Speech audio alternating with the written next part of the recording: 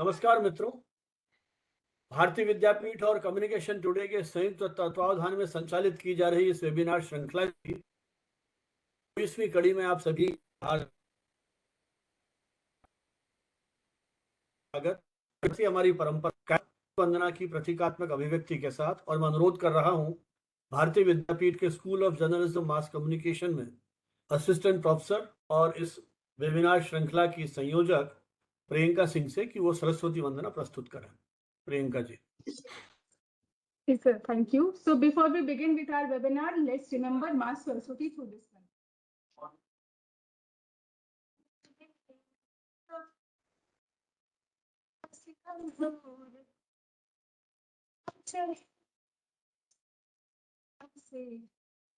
कर दी वो तो गई है वही शक्ति हम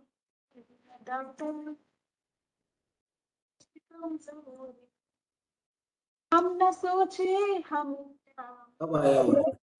हम ये सोचे कि क्या है दर्पण ये खुशियों के बातें सभी का जीवन बन जाए अपनी करता तो कर दे पावन हर एक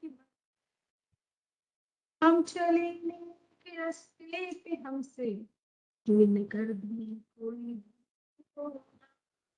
हम चले के रास्ते पे कर दी कोई So it's my privilege to welcome you all in our today's 224 session. So with pride we announce that the communication today is 30-year-old director of the Lighthouse of India. And Bharatiya Vidyapeeth Institute of Computer Application Management is since 60 years. I've had joined to organize this. So the topic for today's webinar is Jantar Mantar Chhatra Andolan. Jantar Mantar Chhatra Andolan Delhi में छात्रों का एक प्रमुख विरोध मंच रहा, जहां शिक्षा भर्ती और नीतियों से जुड़ी मांगों से जुड़ी मांगे थी पहले बारे में जिक्र हुआ, सबने अपनी बातें रखी। आज इस आंदोलन को कवर करने से के लिए दो सबसे बड़े माध्यम हुए सोशल मीडिया, जहाँ पे छात्रों ने यूट्यूब का यूज किया, इंस्टाग्राम का यूज किया, ट्विटर का यूज किया और इन पर लाइव वीडियो और हैशटैग के जरिए आंदोलन तुरंत वायरल होता रहा। इसके फायदे की बात करें तो कहीं ना कहीं जो न्यूज थी उसका जो प्लेटफॉर्म था यूट्यूब और ट्विटर, इसकी वजह से जो न्यूज स्प्रेड हुई वो बहुत तेजी से हुई और इसी की वजह से जो लोग आंदोलन क्रांतिकारी जो लोग थे, जो प्रोटेस्टर थे, उनकी संख्या धीरे धीरे बढ़ती गई। टीवी और अखबार आंदोलन का बेसिकली इस आंदोलन को पहचान देने में बेहद भूमिका निभाई। डिबेट और विश्लेषण के जरिए कहीं ना कहीं बहुत सारी नीति और निर्माणों तक पहुंचा गया। बहुत सारी चुनौतियां भी हुई इस आंदोलन में, तो हम जानेंगे वो कौन सी चुनौतियां हैं, किस तरीके से इस आंदोलन ने एक नया मोड़ लिया और धर्मेंद्र जी को अपना रिजाइन देना पड़ा। Before this I would like to welcome professor Ujjwal Anu Chaudhary sir, professor vice chancellor Techno India University. I would like to welcome Professor M.N. Huda sir, Editor-in-Chief of BJIT and Director BVI CAM. I would like to welcome Shri Shyam Mathur sir, Science Journalist Jaipur, and I would also like to welcome Dr. Anil Mishra sir, Assistant Professor of Head Department of Development and Communication. इसके अलावा आज हमारे साथ हमारे कुछ बच्चे भी जुड़े हुए हैं जिन्होंने लाइव उस चैलेंज को फेस किया और वहां जाकर रिपोर्टिंग की। हमारे से पुष्पेंद्र सर भी जुड़े हुए हैं जिन्होंने जंतर मंदिर में जाकर लाइव रिपोर्टिंग किया। तो बहुत सारे ओपिनियन और बहुत सारे इनसाइट सुनने को मिलेंगे, तो जुड़ते रहिए और सुनते रहिए webinar. Thank you. Over to you sir. बहुत आभार। और जैसा कि हमारी परंपरा है, चूंकि आभासी मंच पर ये कार्यक्रम है, तो आभासी तरीके से ही हम स्वागत अभिनंदन कर रहे हैं हमारे चारों विशेषज्ञ वक्ताओं का। आज मैं फिर अनुरोध करूंगा प्रियंका जी से एक बार ई बुके से आप सभी का एक साथ ही स्वागत अभिनंदन करें। जी सर, बिल्कुल। So we have e bouquet on the screen. Basically इस ई बुके से जो मैसेज है आप सबके लिए वो ये है कि इस ई बुके की तरह खुश रहिए, फ्रेश रहिए और नई नई क्रिएटिविटी, नए नए मैसेज के साथ अपने लाइफ में आगे बढ़ते रहिए और इस फोटो को देखकर उसकी खुशबू को फील कीजिए, अपनी लाइफ में ऐड ऑन कीजिए। Thank you sir. चलिए अपन अब सीधा इस विषय पर बात करते हैं। आज का जो विषय है जंतर मंतर छात्र आंदोलन, सोशल मीडिया या डिजिटल मीडिया बनाम मुख्य धारा का मीडिया। वस्तुतः छात्र आंदोलनों की यूं तो हमारे यहाँ बहुत बड़ी परंपरा रही है। चाहे आज़ादी के आंदोलन के पहले देखें और आज़ादी के बाद, समय-समय पर छात्र आंदोलन होते रहे हैं और उनके परिणाम भी अलग-अलग रहे हैं। 1975 का वर्ष जब बिहार में जयप्रकाश नारायण ने एक संपूर्ण क्रांति की अवधारणा हमारे सामने रखी थी और देश के पूरे युवाओं को एक साथ इकट्ठा किया था, परिणाम हुआ हमें इमरजेंसी झेलनी पड़ी। अन्ना हजारे भी आए थे इसी मंच पर और उन्होंने भी कोशिश की युवाओं को जोड़ करके लोकपाल बिल और कहीं एक ऑल्टरनेटिव व्यवस्था को देने का। वो प्रयोग भी सफल विफल जो भी हुआ, उसका मूल्यांकन सोसाइटी अपने हिसाब से करेगी। लेकिन अभी जो हमने देखा, जिसे आप जैन जी कहते हैं, जिस जैन जी ने पड़ोसी कई राष्ट्रों के अंदर सत्ता को परिवर्तित किया, वही कुछ हमने भी देखा। 97 से लेकर के 1997 से 2012 के बीच में जो पीढ़ी जन्मी है, उसको हम जैन जी कहते हैं। जैन जी जिसकी अनुमानित संख्या हमारे देश में लगभग 38 करोड़ है और ऐसा आरोप लगाया जाता है, ऐसा कहा जाता है कि ये औसतन 6 घंटे मोबाइल में डूबी रहती है। तो इन सब आक्षेपों के बीच उसी पीढ़ी के कुछ चुने हुए प्रतिनिधियों ने हमारी शिक्षा व्यवस्था में जो विकृतियां आ गई, 20 लाख लोग परीक्षाएं दे रहे हैं, विद्यार्थी परीक्षा में बैठ रहे हैं, उनकी आशा आकांक्षाएं किस तरह से ध्वस्त हो गई सरकारी लापरवाही के कारण, सिस्टम में जो समस्याएं थी। और इसी को लेकर के ऐसे चेहरे जिन्हें कोई जानता नहीं था, 36 दिन का ये आंदोलन बिना किसी उस दबाव के कि लोग अपने आप आ रहे हैं, स्वेच्छा से वहां आए। शुरू में मीडिया ने उपेक्षा की, विशेषकर टीवी मीडिया ने उस पर बिल्कुल ध्यान नहीं दिया। अखबारों में छोटी मोटी खबरें छपती रहीं, अमेरिका से जिस तरह से अभिजीत यहाँ आए, उनके आने की खबर, उनके आह्वान की खबर, लेकिन मुझे लगता है बहुत ज्यादा नोटिस नहीं लिया गया। लेकिन देखते ही देखते उस कथित मोबाइल में डूबे रहने वाली पीढ़ी ने रील और मीम्स के माध्यम से जिस तरह से एक माहौल को क्रिएट किया और मुख्य धारा के मीडिया को चुनौती दी, जो मुख्य धारा का मीडिया उस वर्ग की आशा आकांक्षाओं को समझने में असमर्थ था, उस पीढ़ी पर विशेषकर टीवी मीडिया ने यह आरोप लगाया कि वो उपद्रवी तत्व है। उन चैनलों ने यह आरोप लगाए कि फंडिंग हो रही है। उन चैनलों ने यह आरोप लगाया कि यह नीट की परीक्षा देने वाले विद्यार्थी हैं, ये क्या कर पाएंगे, तरह तरह की बातें कही जाने लगी। लेकिन उन सब के बीच में हमने देखा किस तरह से एक न झुकने वाली सरकार जिनके लिए कहा जाता था, उस सरकार को भी बैकफुट पे आना पड़ा। स्वयं प्रधानमंत्री को रील बना करके युवाओं की भाषा में उनसे बात करने के लिए रात की 12 बजे उनका वीडियो आता है, उनको बात करनी पड़ी। ये वही जैन जी पीढ़ी है जिसके एक पोस्ट ने माननीय सुप्रीम कोर्ट के हमारे चीफ जस्टिस थे, उन्होंने एक प्रसंग में कॉकरोच का जिक्र किया और उसी कॉकरोच के नाम से एक पार्टी बना दी गई, जिसमें कुछ ही घंटे में इतने ज्यादा फॉलोवर्स हो गए कि वो प्रधानमंत्री को भी एक तरह से उन्होंने पीछे छोड़ दिया हमारे देश के। तो इस सारे परिप्रेक्ष्य में हमारे मन में हमारे जो चारों आज के एक्सपर्ट्स हैं उनसे अक्सर बात होती रहती है और ये इशू हमें लगा कि एक संवेदनशील इशू है। हमारे सभी जो एक्सपर्ट्स हैं, मीडिया के साथ उनका गहरा जुड़ाव है और तो हमें लगा कि हम एक बातचीत करें उनसे कि किस तरह से ये सारा आंदोलन मीडिया ने इसको देखने की कोशिश की, मीडिया ने किस तरह के नैरेटिव्स डेवलप किए और किस तरह से सोशल मीडिया ने इसको आगे बढ़ाया और भविष्य में क्या संभावनाएं हैं।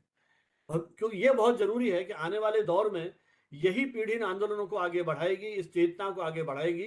तो चर्चा की शुरुआत के लिए मैं सबसे पहले जाऊंगा, हमारा जो आज का हमने सीक्वेंस रखा है, क्योंकि हमारे पास 4 विशेषज्ञ हैं और जैसा बताया गया कि कुछ वो विद्यार्थी भी हैं, शिक्षक भी हैं, जो स्वयं फील्ड में जाकर के उन्होंने अपने चैनल के लिए भारतीय विद्यापीठ के साथ हम ये आयोजन कर रहे हैं। उनका अपना एक यूट्यूब चैनल है, भारती चैनल करके, उस पर उन्होंने वो सारी जानकारियां भी दी है, उनके क्या अनुभव रहे। तो थोड़ा सा इसको विस्तार और वैविध्य के लिए हम ये कोशिश कर रहे हैं। तो हमारा आग्रह है हमारे सारे एक्सपर्ट से कि पहले राउंड में जो अपनी बात कहें 5 मिनट का समय है और उसके बाद सेकेंड राउंड में 3 मिनट का समय देंगे और उसके बाद ये जो एक्सपीरियंस है या ऑब्जर्वेशन है या कमेंट्स है करेंगे। तो सबसे पहले मैं प्रोफेसर उज्जवल चौधरी, जिनका अपना एक लंबा अनुभव मीडिया के साथ रहा और शिक्षा व्यवस्था के साथ रहा, युवाओं के साथ रहा। मेरा पहला परिचय जब वो सिम्बोसिस में थे, उसके बाद न जाने कितने राष्ट्रीय अंतर्राष्ट्रीय अकादमिक संस्थाओं से उनका जुड़ाव रहा। कुछ समय तक उन्होंने अमेरिका में भी काम किया और फिलहाल आप कलकत्ता में टेक्नो इंडिया यूनिवर्सिटी वहाँ के प्रो वाइस चांसलर हैं।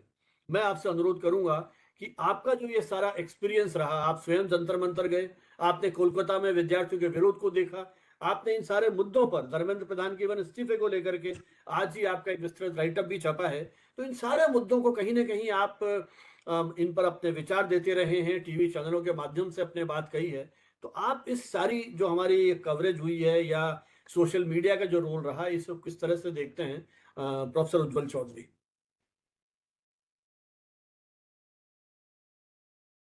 सर, माइक माइक उज्ज्वल जी, माइक आपका अनम्यूट करना। अभी आवाज आ रही है ठीक से? बिल्कुल, बिल्कुल। जी सर। Thank you sorry. बहुत अच्छा लग रहा है आप लोगों से वर्चुअली मिलते हुए। और आपको मैं कॉन्ग्रेचुलेट करना चाहूंगा। आप 224 episode you have already covered. I mean such a variety of topics that you have taken up. आज का ये जो विषय है बहुत ही महत्वपूर्ण और बहुत ही टाइमली विषय है, नो डाउट, क्योंकि मेरे हिसाब से अब हमारा जो मेन स्ट्रीम लीगेसी मीडिया है उसको तो एक तरह से तमाचा लगा है। तो इस जगह में खड़े होकर मैं अगर जो 2 दिन मैं गया था जंतर मंतर, उस 2 दिन के एक्सपीरियंस, बाद में मैं कलकत्ता में जो बड़ा सा एक रैली हुआ था, बहुत बड़ा रैली, उसमें भी था। तो इन दोनों इन एक्सपीरियंस के बेसिस में कह सकता हूँ कि जंतर मंतर मैंने जो देखा है, शुरुआत में उन्हें तो हम जानते ही हैं, शुरुआत में उन्हें बहुत ज्यादा मीडिया में तवज्जो नहीं मिला, and that's why they themselves created a sort of newsroom। मतलब प्रोटेस्ट साइट में एक तरह का न्यूज रूम बन गया था। और 3 वॉलंटियर्स जो मैंने बात किया था, फैजान, क्षितिज और विक्की, ये 3 स्पोक्समैन तो रांका और सौरभ दास थे, सब जानते हैं, लेकिन ये 3 बहुत तरीके से, बड़े तरीके से, but in a very beautiful manner, coordinated manner, they were the regular visual chroniclers. वो विजुअल को कलेक्ट कर रहे थे और बहुत सारे इंडिपेंडेंट जर्नलिस्ट को मदद कर रहे थे। उन लोगों ने टीम में डिवाइड किया है, research, spokes person, media, platform, हर एक लेवल पे डिवाइड किया है। इसमें विजेता दहिया भी बीच में आ गए थे, बाद में उनका अलग हटना हुआ, वो अलग बात है। तो वहीं बैठ के हमने देखा कि छोटा सा न्यूज डेस्क इन्होंने बनाया, जहां से announcements, corrections, demands, verified updates आ रहे थे, और एक लाइव ब्रॉडकास्ट यूनिट था, continuous Instagram live, YouTube streaming और रैपिड अपलोड, जो लोग देख रहे हैं उसके रैपिड अपलोड विटनेस फुटेज का, आई विटनेस फुटेज का हो रहा था। एक मोबिलाइजेशन नेटवर्क था जो location, time, transport and safety information आपस में कोऑर्डिनेट कर रहे थे। जैसा जिस तरह से उन लोगों ने छोटे छोटे व्हाट्सएप ग्रुप्स में कम्युनिकेशन कर रहे थे, वो भी था। एक एविडेंस आर्काइव बनाया था उन्होंने, police action, medical claims, speeches, negotiations, ये सब का, जिससे कि बाद में इसका व्यवहार हो सके। फैक्ट चेकिंग ट्रिगर, बहुत सारे डिस्प्यूटेड क्लिप्स जो थे इंडिपेंडेंट जर्नलिस्ट के द्वारा, बूम और ऑल्ट चेक के लोग के द्वारा भी फैक्ट चेकिंग हुआ था, इसका भी रिकॉर्डिंग हो रहा था। और एक लीडरशिप चैनल, कौन ऑर्गेनाइजर डायरेक्टली बात कर सकते हैं, उस पे एक वो था। तो मोटा मोटी जो हमने देखा है वहां पे, फर्स्ट पॉइंट में ये रखूंगा, फोन का कैमरा, खुद ही एक न्यूज डेस्क, खुद ही एक ब्रॉडकास्ट यूनिट, एक आर्काइव और एक शील्ड अगेंस्ट इरेजर, ये मिट न जाए, लोग भूल न जाए, उसका एक तरीके का, क्या कहते हैं, सिंबल हो चुका था। दूसरा पॉइंट जो मैं कहूंगा, इंडिपेंडेंट जर्नलिस्ट, समधीस बोलिए, मुझे 2 जन ने मेरे प्रेजेंस के टाइम में भी मेरे से बातचीत की, छोटा छोटा इंटरव्यू लिया। एक है वो शर्मा, जो एनडीटीवी से निकल के अब इंडिपेंडेंट काम करते हैं, एसएस चैनल बोलते हैं, शरद शर्मा, और दूसरा है अंजुम, अजित अंजुम। ये दोनों ने बात किया, मैंने देखा सामने के क्रिएट्स उसको काम करते हुए देखा, समधीस को काम करते हुए देखा, पिंच, न्यूज पिंच, अभिनव पांडे को काम करते हुए देखा। तो इंडिपेंडेंट जर्नलिस्ट एक तरह का रिले स्टेशन, और एक आपस में इनकी कोई कंपटीशन नहीं थी, एक दूसरे को बहुत कुछ बता भी रहे थे। मैंने सुना है, मैं देखा नहीं, रवीश कुमार वहां गए थे, आकाश बनर्जी गए थे, मैंने उनके वीडियोस देखे हैं, अभिषेक शर्मा भी गए थे, तो ये तो वेल नोन थे। लेकिन इसमें जो नए चीज जो देखा कि इस बार बहुत सारे नए लोग, श्याम मीरा शर्मा जो द स्ट्राइक बोल के चैनल करते हैं, शरद शर्मा तो वेल नोन है, लेकिन कुछ नए लोग देखे। मैंने न्यूज पिंच को भी एक तरह से मैंने पहली बार देखा है, न्यूज पिंच, अभिनव पांडे, मॉलिटिक्स, ये ग्रुप ने भी काफी अच्छा काम किया। तो इनके 4 कनेक्टेड फंक्शंस हमने देखे। एक कंटिन्यूटी, मतलब एक स्टोरी से दूसरा स्टोरी कंटिन्यूटी था, और आपस 5-6 जन को अगर आप देखते रहो तो पूरी पिक्चर आपके सामने आ जाएगी। टेलीविजन एपिसोडिक देखता है, एक एपिसोडिक स्पेक्टेकल तरीके देखता है, और ये कंटिन्यूटी था इनका। जो सबसे अच्छा लगा कि हर दिन का, हर वक्त का एक कुछ ना कुछ इनका चल रहा था। टेलीविजन बाद में आया, मैं टेलीविजन के बारे में बताऊंगा। ऑडियंस लैंग्वेज अधिकतर हिंदी में था या इंग्लिश में था, और कुछ लोकल लैंग्वेज में था। मैंने मनोरमा टीवी से भी, मैंने तो अंग्रेजी में बोला, उन लोगों ने मलयालम लैंग्वेज में कम्युनिकेट किया। मनोरमा टीवी को मैंने बहुत एक्टिव देखा वहां पे रीजनल लैंग्वेजेस में, और वो लोग जो दिख रहा है सामने वही बात कर रहे थे। और एविडेंस प्लस इंटरप्रिटेशन, जबकि अधिकतर चैनल में बाद में बताऊंगा, फिर भी इंटरप्रिटेशन बेस्ड जर्नलिज्म था। इनका एविडेंस पहले दिखाओ फिर बारे में बताओ। सो एविडेंस में हर तरह का, मूड का एविडेंस, खाने का एविडेंस, लोग किस तरह से रह रहे हैं एविडेंस, जो हंगर स्ट्राइक में है, चाहे सोनम जी हो या आयशा वाले बच्चे, आयशा के जो यंग स्टूडेंट्स थे, वो सबका ये एविडेंस भी दिखा रहे थे, और साथ साथ थोड़ा अपना इंटरप्रिटेशन, अपना कुछ क्रोनोलॉजी समझाना, कुछ इंस्टीट्यूशनल कॉन्टेक्स्ट, पॉलिटिकल मीनिंग समझाना, ये भी बता रहे थे। और एजेंडा चैलेंज था एक तरह से, मैंने वो बार बार जो भी एजेंडा बड़े मीडिया में आ रही थी उसको वहां लोकली दिखाते हुए, एविडेंस दिखाते हुए चैलेंज था। सो ये 4 पॉइंट, कंटिन्यूटी, ऑडियंस की भाषा कहना, एविडेंस प्लस इंटरप्रिटेशन और एजेंडा चैलेंज, ये हमने ग्रास रूट में देखा। इंस्टाग्राम क्यों बन गया? जैसा हमारा वो होता है ना, वो पेड़ के नीचे बैठ के गांव में अड्डा होता है, एक चौपाल टाइप होता है, ये इंस्टाग्राम अब यहाँ ऑनलाइन चौपाल बन गया था एक तरह से, पॉलिटिकल पब्लिक स्क्वायर बोल सकते हैं। ये एक बहुत इंपॉर्टेंट फैक्टर है। भारत में अभी 481 मिलियन जैसा, थोड़ा अब ज्यादा हुआ होगा, इस आंदोलन के पहले 481 मिलियन इंस्टाग्राम के वो थे, कनेक्शंस थे, शायद 500 भी हो गए होंगे, समय हो जाए तो आप बताना। सो इंस्टाग्राम जिस तरह से कैचअप किया है, रॉयटर्स ने उसको बताया, कुछ कारण है। एक तो विजुअल इमीडिएसी, किसी को चोट लगा, क्राउड बढ़ गया है, बैरिकेड में हल्ला गुल्ला हो रहा है, पर्सनल टेस्टिमनी, विजुअल इमीडिएसी ये इंस्टाग्राम में और लाइव इंस्टाग्राम में जबरदस्त आ रहा है। एल्गोरिथमिक डिस्कवरी, मतलब आदमी अगर 1-2 बार देखने लगे रील, उसके इंस्टाग्राम में बस यही रील बार बार आता रहेगा। एल्गोरिथमिक डिस्कवरी, और फेसबुक का स्टोरी और इंस्टाग्राम का स्टोरी एक साथ हो जाने के कारण, और दोनों प्लेटफॉर्म में ये स्टोरीज आ रहे थे। और इमोशनल कंप्रेशन, बहुत इमोशनल चीज, मतलब एक फैमिली का पूरी सेविंग्स चला गया एक बच्चे के पीछे, और वो बच्चा ने बाद में एग्जाम कैंसिल हो गया। जो कुछ बच्चे जो सुसाइड के हैं, वो भी अपने पेरेंट्स उनके फोटोग्राफ्स लेकर आए थे। रिया बोल के एक लड़की था, चेतन बोल के एक लड़का था। ये सारी स्टोरी, जो इमोशनल स्टोरी, ये स्टूडियो में बैठ के, या उज्ज्वल जी शायद हाँ जी, हाँ जी, हाँ, मुझे लगता है उज्ज्वल जी ने वहाँ की जो पूरा एक पिक्चर हमारे सामने रखी है, और किस तरह से एक पैरेलल उन्होंने अपना एक ब्रॉडकास्टिंग सिस्टम चालू कर दिया था। और एक बहुत मुझे लगता है ये चैलेंजिंग टास्क थी कि जिस तरह से उनके आंदोलन को एक तरह से कहीं बदनाम करने की कोशिश की जा रही थी, उन्होंने एविडेंस के साथ उसको एक प्रूफ दिया, और विशेषकर जो इंडिपेंडेंट जर्नलिस्ट थे उनके साथ उन्होंने हाथ बढ़ाया। नेक्स्ट राउंड में हम टेलीविजन पे बात करेंगे, नेक्स्ट राउंड में, क्योंकि समय नहीं है जी। हमारे साथ प्रोफेसर एम एन हुडा जी हैं, जो भारतीय विद्यापीठ के डायरेक्टर हैं। वे भी, जैसा अभी कार्यक्रम शुरू होने के पहले आप बता रहे थे, कि लगातार 4 रात, करीब 4-4, 5-5 घंटे वहाँ उन्होंने बिताए। तो हम ये जानेंगे कि उनका किस तरह का एक्सपीरियंस रहा, वहाँ के जो युवाओं को आपने देखा जिस तरह का, तो क्या टिप्पणी करेंगे आप? Good evening, everyone. Am I audible? Yes sir, बिल्कुल। मैं प्रोफेसर उज्ज्वल चौधरी जो बता रहे थे उनसे पूरी तरह एग्री करता हूँ, सहमत हूँ। और पता नहीं, एक सेल्फ मोटिवेशन या सेल्फ क्यूरियोसिटी ने मुझे वहां ड्राइव किया। ये अलग बात है कि मेरी संस्था के तकरीबन 20 से ज्यादा बच्चे और टीचर्स ऑलमोस्ट 18 घंटे वहां मौजूद रहा करते थे और उसकी कवरेज कर रहे थे। जो सबसे बड़ा टेक अवे इस आंदोलन का है वो सिर्फ ये नहीं है कि एक कॉकरोच नाम से एक कमेंट आया, एक पार्टी उस पर अचानक से बन गई और उसके तहत लोग आंदोलन करने आए। जो सबसे बड़ा टेक अवे है वो ये है कि आज का यूथ ऐसा इनसेंसिटिव नहीं है जो बहुत बार हम मिसअंडरस्टैंड कर रहे थे।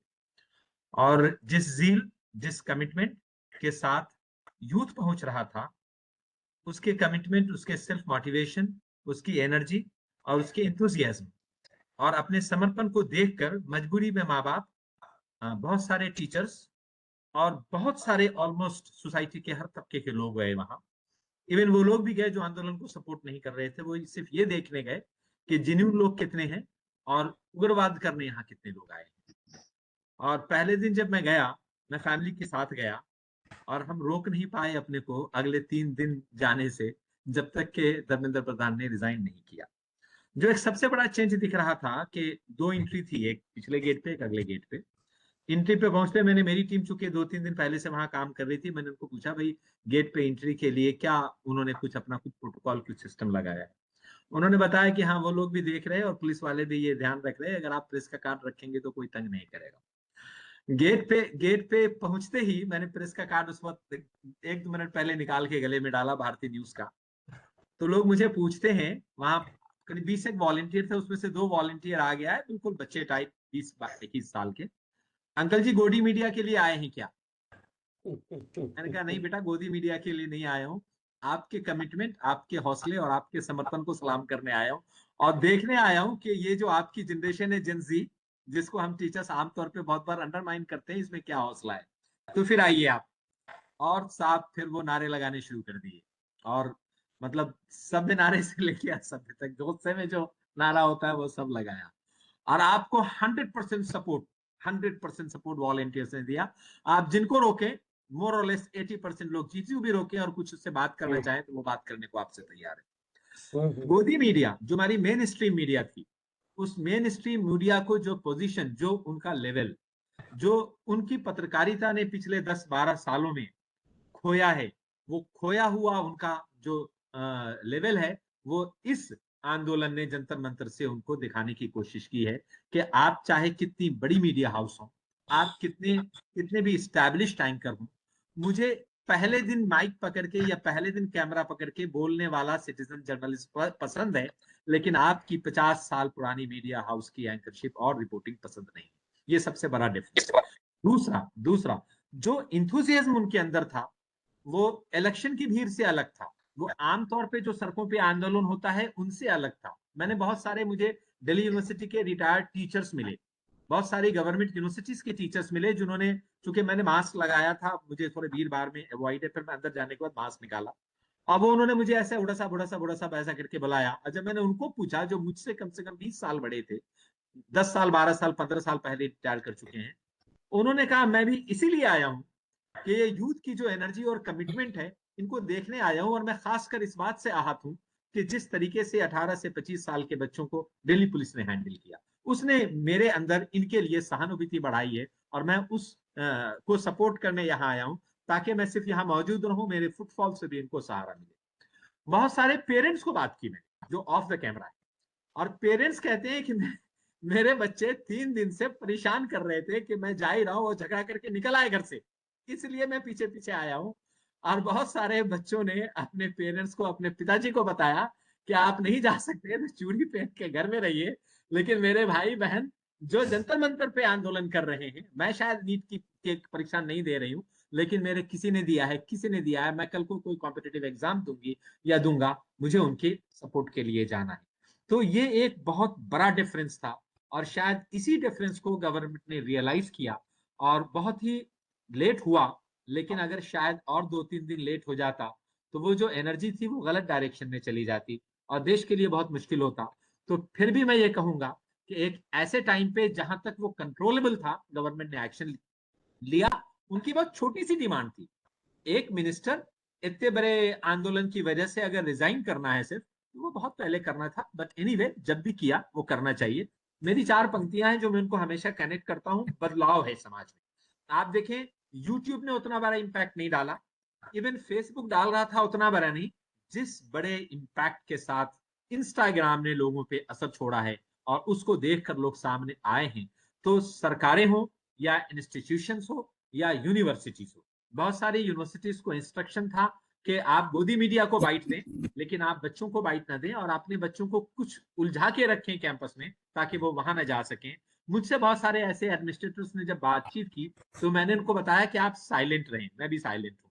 मेरे बच्चों ने ये मुझसे रिक्वेस्ट की कि आप ग्रुप पे सब बच्चे जाएं, ऐसी पोस्ट कीजिए।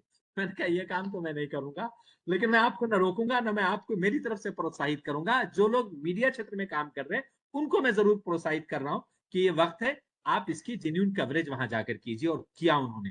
तो बदलाव ये है कि इंसान घर बदलता है, लिबास बदलता है, रिश्ते बदलता है, दोस्त बदलता है, फिर भी परेशान क्यों रहता है।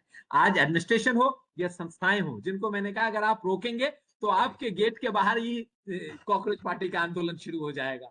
तो आंदोलन वही होने दीजिए, अपने गेट के बाहर मत कीजिए और इनको ज्वाइन करने दीजिए। ये बहुत ही सभ्य है। अभी इनके हाथों में डंडा नहीं है, इनके हाथों में अभी इनके दिल के अंदर जो एहसासात हैं, जो जज्बात हैं, वो अपने आक्रोश को निकालने की कोशिश कर रहे हैं। सरकार मान जाएगी, ये घर चले आएंगे। और आप देखें जैसे ही सरकार ने रिजिग्नेशन अनाउंस किया, सब अपने अपने घर को वापस गए।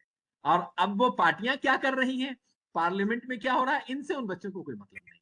तो ये वो जेन्यून था और मैंने सर मेरी नजरों सर से देखा। आपने 18-20 साल के उन बच्चों के चेहरे पे वो जो मासूमियत के साथ साथ उल्लास, उमंग और जो ऊर्जा का अनुभव किया, शायद करेक्ट, वही ऊर्जा थी जिसने सरकार को एक तरह से मजबूर झुकने के किया। लिए मजबूर किया।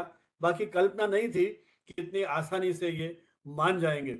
बल्कि मुझे तो लगता है धर्मेंद्र जी ने इस्तीफा दिया है, उसकी भाषा पढ़िए आप। उसमें भी उन बच्चों की पीड़ा के साथ नहीं जुड़े हैं वो। नहीं उसने नहीं भी नहीं, ये कहा है कि राष्ट्र विरोधी तत्वों के साथ ये वो आंदोलन गलत है। नहीं जुड़ जाए, इसलिए हम इस्तीफा दे रहे हैं।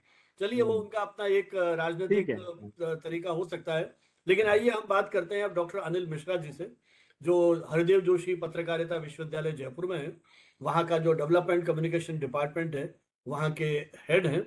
और संयोग से मेरे साथ भी 2 साल आपने काम किया, हमको साथ साथ काम करने का मौका मिला है।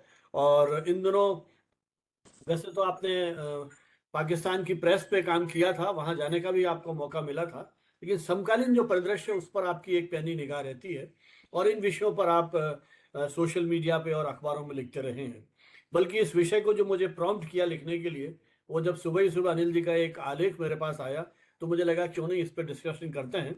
और मैंने इनको तुरंत फ़ोन करके इस पूरे प्लान को इम्प्लीमेंट किया। तो मैं अनिल जी से बात करूंगा कि एक जर्नलिस्ट के रूप में और एक मीडिया एक्सपर्ट के रूप में सारे परिवेश को आप किस रूप में देखते हैं। Thank you sir. मेरी आवाज़ आ रही? बिल्कुल आ रही है। जी, thank you so much sir. और इतने सारगर्भित विषय पर जो बहुत टाइमली है उस पर एक परिचर्चा आयोजित करने के लिए यहाँ मैंने दो विद्वानों को सुना जो वहाँ खुद होकर आए हैं और उनसे जो उनके जो अनुभव हैं, एक्सपीरियंस है और उनका जो थ्योराइजेशन है वो तो बहुत आउटस्टैंडिंग है। और मुझे अब इस पे टेलीविज़न मीडिया पे मैं बात करना चाह रहा था क्योंकि पहले जैसे 70 के दशक में जब जेपी मूवमेंट शुरू हुआ था तो उस वक्त थे कि अखबारों की हेडलाइन या अखबारों को पढ़ के सरकारें अपना फैसला करती हैं। फिर 2011 में जब अन्ना आंदोलन हुआ या उसके पहले जो निर्भया कांड हुआ, जो जिस तरीके का उसमें प्रोटेस्ट हुआ, उसमें टेलीविज़न की एक बहुत बड़ी भूमिका थी। लोग कहते थे कि सरकारें टेलीविज़न देख के फैसला करती हैं। और अब जो ये आंदोलन, जन आंदोलन हुआ, ये छात्र आंदोलन हुआ, विद्यार्थी आंदोलन हुआ, उसमें अब ये कह रहे हैं कि इंस्टाग्राम को देख करके एक तरीके से लोगों का रुख बदलता है, लोगों की ओपिनियन मेकिंग होती है। इस मामले में मुझे एक चीज़ ये कहनी है कि सबका जिक्र उज्जवल सर ने किया ही है, जिन लोगों ने इंडिपेंडेंट जर्नलिस्ट और जो वेरियस मीडिया यूट्यूब चैनल्स हैं जिन्होंने अपनी भूमिका अदा की है। मुझे अपनी एक बात कहनी है ये कि टेलीविज़न मीडिया जो है वो एक तरीके से अगर अपने आप को रीइन्वेंट नहीं करेगा, रीइन्वेंट दोनों सेंस में। एक तो ये कि उसकी जो पॉलिटिकल इकोनॉमी है, जिसको हम लोग एकेडमिक लैंग्वेज में कहते हैं कि जो उसका राजनीतिक अर्थशास्त्र है, यानी वो मुनाफे से तो संचालित होता ही है। टीआरपी का गेम था, हालांकि टीआरपी पिछले 2-3 महीने से बंद है ईरान और अमेरिका के वॉर की वजह से। लेकिन ये एक विजुअल्स के लिहाज से बहुत ही अच्छा मौका होता था टेलीविज़न मीडिया के लिए, जब वो अपने विश्वसनीयता या प्रासंगिकता को बनाए रखने के लिए इस आंदोलन में को अगर वो कवर करता तो उसकी विश्वसनीयता बनती। लेकिन हमारे टेलीविज़न मीडिया में मैं एकेडमिकली ये कहता हूँ कि वो गोदी मीडिया शब्द थोड़ा सा कई बार डिमीनिंग होता है, लेकिन इनकी स्थितियों पे रोशनी डालने के लिए बहुत ज़रूरी हो गया है कि हमारे जो टेलीविज़न मीडिया है या जो स्थापित पत्रकार हैं या पत्रकार नहीं भी हैं, एंकर हैं, जो अपने आप को एक लार्जर देन लाइफ इमेज जिनकी अपने आप को समझते हैं कि उनकी बहुत बड़ी फॉलोइंग है, वो कोई ओपिनियन को एक तरीके से डिजाइन कर सकते हैं, ये सारा भ्रम इस जन आंदोलन ने उतार दिया और ये बहुत ज़रूरी था उतरना। लेकिन इसके साथ में यह भी है कि जो मीडिया मालिक हैं, जैसे विभिन्न मीडिया मालिक जो हमारे देश में भी जो मीडिया मालिकान का जो कंसंट्रेशन हुआ है, उसकी वजह से जो एक तरह का लोकतांत्रिकरण होना चाहिए संचार माध्यमों में, वो नहीं है। इसकी वजह से जो टेलीविज़न मीडिया है, वो टेलीविज़न मीडिया अपनी न सिर्फ प्रासंगिकता खो रहा है, विश्वसनीयता तो उसने बहुत पहले खो दिया था, लेकिन अब वो प्रासंगिकता भी धीरे धीरे खोता चला जाएगा अगर टेलीविज़न मीडिया के लोग अपने आप को सोचेंगे नहीं। दूसरा एक जो इम्पोर्टेंट मुद्दा है टेलीविज़न मीडिया पे, वो है संपादकीय जो स्वायत्तता है, जिसको हम लोग एडिटोरियल ऑटोनॉमी कहते हैं, और उस ऑटोनॉमी को एक तरीके से रिगेन करने की ज़रूरत है, एक तरीके से रिक्लेम करने की ज़रूरत है। तभी टेलीविज़न मीडिया कुछ बात कह पाएगा, क्योंकि आप देखिए कि इस जन आंदोलन के बाद ऐसे बहुत सारे लोग जो सत्ताधारी दल से या उसके इकोसिस्टम से एक तरीके से ताल्लुक रखते हैं, सिंपैथी रखते हैं, वो लोग भी ये कह रहे हैं कि टेलीविज़न मीडिया का को क्या सीखना चाहिए इस जन आंदोलन से। पहले तो टेलीविज़न ने लोगों को बदनाम किया कि ये पाकिस्तान फंडेड हैं या चीनी फंडेड हैं या सोरोस के लोग हैं, या इसमें जो विभिन्न तरह के विपक्षी जो दल हैं उनको एक तरीके से कटाक्ष किया। और बाद में जो है, तो जब वो पहुंचे वहां पे या अपने रिपोर्टर्स को भेजा, तो उन रिपोर्टर्स पे एक तरीके का गुस्सा लोगों का निकला उनके ऊपर। हमारे पास 2-3 उदाहरण ऐसे हैं जिसमें हमको ये पता चला कि जो टेलीविजन चैनल के जो जर्नलिस्ट थे उनके साथ बदसलूकी की गई, और वो बदसलूकी एक तरीके से इसलिए की गई क्योंकि वो लगातार 24x7 जो है वो सत्ताधारी दल को फायदा पहुंचाने वाले नैरेटिव्स को चलाते हैं, या तो वो प्रोपेगेंडा का शिकार होते हैं। तो ये बहुत ज़रूरी है कि टेलीविज़न मीडिया को अगर प्रासंगिकता बनाए रखनी है तो री इन्वेंट करे, क्योंकि जैसा कि सारे विद्वानों ने यहाँ पे कहा है कि जो सोशल मीडिया है या इंस्टाग्राम है या डिजिटल मीडिया है, डिजिटल प्लेटफॉर्म्स जो हैं, उन्होंने इस वॉइस को एक तरीके से एम्पलीफाई किया, जिसकी वजह से काफ़ी कुछ चीज़ें आई सामने। और पोस्ट ट्रुथ के दौर में, जिसको पोस्ट ट्रुथ कहा जाता है, उसके दौर में एक बात कही जाती है कि सच जैसी कोई चीज़ नहीं है, केवल नैरेटिव है। यानी हमारे कहने का तरीका ही सब कुछ है, हम क्या बात कह रहे हैं वही सब कुछ है, सच जैसी कोई चीज़ नहीं होती। और इस तथ्य को भी, इस एक तरीके से इस बात को भी मौजूदा जो जन आंदोलन है उसने एक तरीके से काउंटर किया है कि सच होता है। सच यही है कि जो लोगों की पीड़ा है, जिसको उज्जवल सर और हुडा सर बता रहे थे अभी, कि जो लोग जिस तरीके से डॉक्यूमेंट कर रहे हैं एक एक चीज़ें, और अपने आप को वो चाहे वो पुलिस ब्रुटेलिटी हो, चाहे वो खाने पीने की चीज़ें हों, चाहे वो सफाई हो, चाहे तमाम चीज़ें, तो डे टू डे लाइफ की वो जो एक्टिविटी, जो छोटी छोटी एक्टिविटी जो वो डॉक्यूमेंट कर रहे थे, उस डॉक्यूमेंटेशन से एक बात समझ में आई कि अगर आप रोज़मर्रा के जीवन संघर्षों में, क्योंकि बहुत बड़ी आबादी ऐसी है जो टेलीविज़न मीडिया से भी दूर है या मीडिया एक्सेस से दूर है, डिजिटल मीडिया उनके हाथ में आया है थोड़ा बहुत, लेकिन वो परंपरागत मीडिया को एक्सेस नहीं कर रहे हैं। तो इसलिए ये ज़रूरी है कि अगर अपनी प्रासंगिकता बचाए रखनी है तो टेलीविज़न मीडिया अपने आप को सोचे, नए सिरे से सोचे। और ये सारे लोग कह रहे हैं, मीडिया के भीतर काम करने वाले लोग, मीडिया को एक्सेस करने वाले लोग, तमाम तरह के जज, यहाँ तक कि सोनम वांगचुक की पत्नी जो हैं, उन्होंने पिछले दिनों स्टेटमेंट दिया कि शिक्षा के पहले आप मीडिया सुधारना चाहिए। तो बहुत सारे लोगों की राय बन रही है मीडिया के बारे में। जो पहले ही एक विश्वसनीयता का संकट था वो था, अब नए सिरे से सोचने की जरूरत है कि टेलीविजन कहाँ जाएगा, किस दिशा में जाएगा। चलिए, जी, बहुत थैंक यू बहुत सर। आभार अनिल जी। टेलीविजन और मीडिया की विश्वसनीयता से लेकर के जो आपने एक महत्वपूर्ण बात की, री इन्वेंट करना पड़ेगा टीवी को अपने आप, क्योंकि धीरे धीरे लोगों की टीवी से अरुचि हो रही है, विशेषकर न्यूज चैनल से। और अखबार पढ़ने की प्रवृत्ति तो हम सब जानते हैं नई पीढ़ी में लगभग समाप्ति होती चली जा रही है, जिस तरह की प्रकाशन सामग्री और जो प्रवृत्तियां हैं, जिस तरह का दौर है। ये जो सोशल मीडिया का जिस तरह से यूज किया इन्होंने, यहाँ एक बात और मैंने देखी कि बड़े क्रिएटिव स्लोगन्स, मांगा था मेक इन इंडिया, मिला हमें लीक इन इंडिया, ये इस तरह की छोटी छोटी जो पंक्तियां थी, मुझे लगता है इन्होंने भी एक माहौल को क्रिएट किया। We need strong tea but stronger democracy. इसी दौर में कुछ ये आरोप भी लगे कि कुछ ऐसे बच्चे बच्चियां, ऐसे विद्यार्थी या ऐसे छात्र छात्राएं भी आ गए जिनकी लैंग्वेज बड़ी एब्यूसिव थी। तो क्रिएटिविटी से लेकर के जो इस तरह के दौर है, उसने भी बहुत सारे प्रश्न इस युवा पीढ़ी के सामने या जो जनरेशन Z है, इसको लेकर के हमने हमारे सामने खड़े हुए श्याम माथुर जी हमारे साथ हैं। इनसे मेरी अक्सर मीडिया के इन पक्षों को लेकर के बात होती रही है। आपने राजेंद्र माथुर जी नवभारत टाइम्स के संपादक, जिनका नाम आज भी हम बड़ी श्रद्धा के साथ लेते हैं हिंदी पत्रकारिता में। जिन कुछ संपादकों की रीढ़ बची हुई थी, वो एक दौर में उसमें राजेंद्र माथुर जी का नाम सबसे आगे था। उनके साथ रह करके एक तरह से पत्रकारिता का शिक्षण प्रशिक्षण नवभारत टाइम्स में आपने लिया। उसके बाद आपने राजस्थान पत्रिका में एक आपकी लंबी पारी रही, दैनिक भास्कर के साथ आपने काम किया, और आजकल आप ट्रांसलेशन के काम में ज़्यादा जुड़े हुए हैं, और ये जो बड़े चैनल्स हैं डिस्कवरी वगैरह, उनके साथ काम कर रहे हैं। लेकिन मीडिया पर आपकी भी एक पैनी निगाह रही है, और निरंतर इस पर भी आप अपनी कलम जो है वो चलाते रहे हैं। तो मैं श्याम माथुर जी से अनुरोध करूंगा, संयोग से ये स्वयं तो नहीं गए, लेकिन इनका बेटा जो ANI में है, उसने काफी लंबे समय से वो इसको कवर कर रहा है, तो एक तरह से उस सोर्स के माध्यम से भी इन्हें वहां की सूचनाएं जो है वो मिलती रही हैं। तो उस सारे अनुभव को आप कैसे अभिव्यक्त करेंगे भाई श्याम माथुर? धन्यवाद संजीव जी, और बड़ा अच्छा विषय आपने ये लिया। और जैसा आपने बताया कि मेरा जो छोटा बेटा है वो ANI के जरिए लगातार इस आंदोलन को कवर कर रहा था, उससे मेरी बात होती रही, और जो बाकी जो सोशल मीडिया पे जिस तरह के कंटेंट आ रहे थे वो मैं लगातार इन सबको देखता रहा।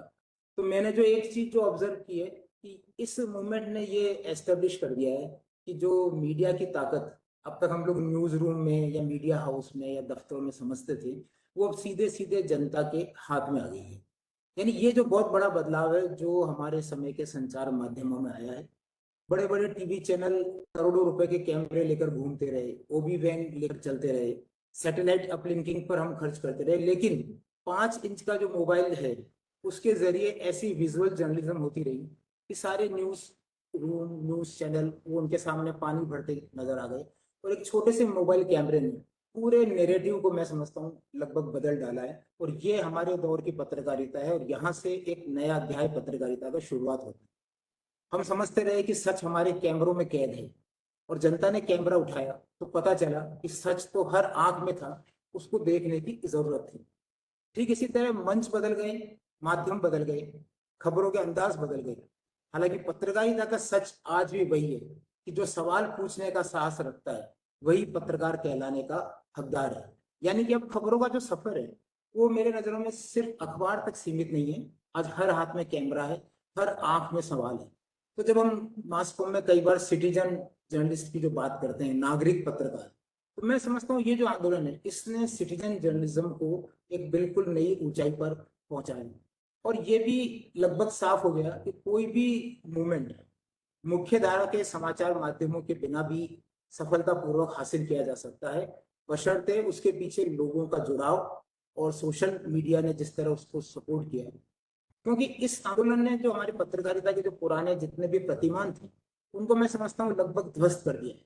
इस दौरान पत्रकारिता का एक बिल्कुल नया चेहरा हमने देखा, और यह वो चेहरा था जिसका मकसद सिर्फ हंगामा करना नहीं था, बल्कि इसकी कोशिश थी कि सूरत बदलनी चाहिए। और हमने देखा कि आखिरकार भले देर से सही लेकिन सूरत बदली, और इस बदले हुए माहौल में इस बात को और मजबूती से एस्टेब्लिश किया कि आज सोशल मीडिया खुद एक शक्तिशाली संचार माध्यम बन चुका है।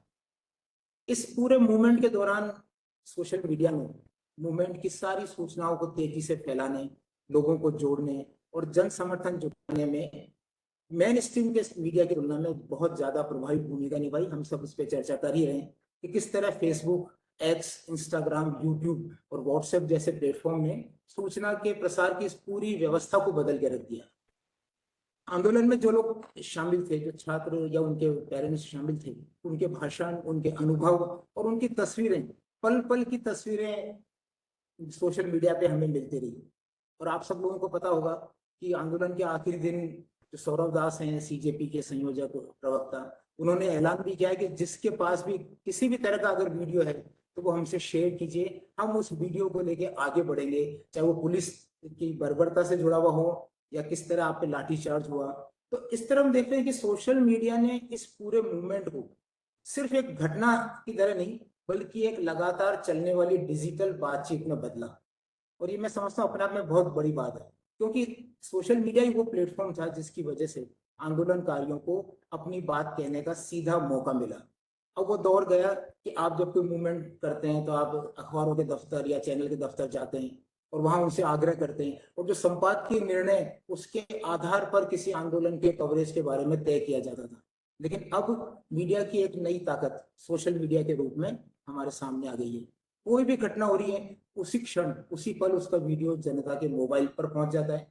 जनता उसे देखती है, प्रतिक्रिया देती है, टिप्पणी करती है, सवाल पूछती है, और उसके बाद मुख्य धारा का मीडिया तस्वीर में आता है। यानी खबर अब सिर्फ मीडिया से जनता तक नहीं जा रही है, बल्कि जनता से मीडिया तक आ रही है। और ये बदलाव जंतर मंतर जैसे आंदोलनों को समझने के लिए मैं समझता हूँ बहुत महत्वपूर्ण है। खासतौर से इसलिए कि मैंने अपने पिछले लगभग 3-3.5 दशक के पत्रकारिता के जीवन में मीडिया को बदलते हुए देखा है। टाइपराइटर, कंप्यूटर, इलेक्ट्रॉनिक मीडिया और फिर डिजिटल मीडिया और सोशल मीडिया।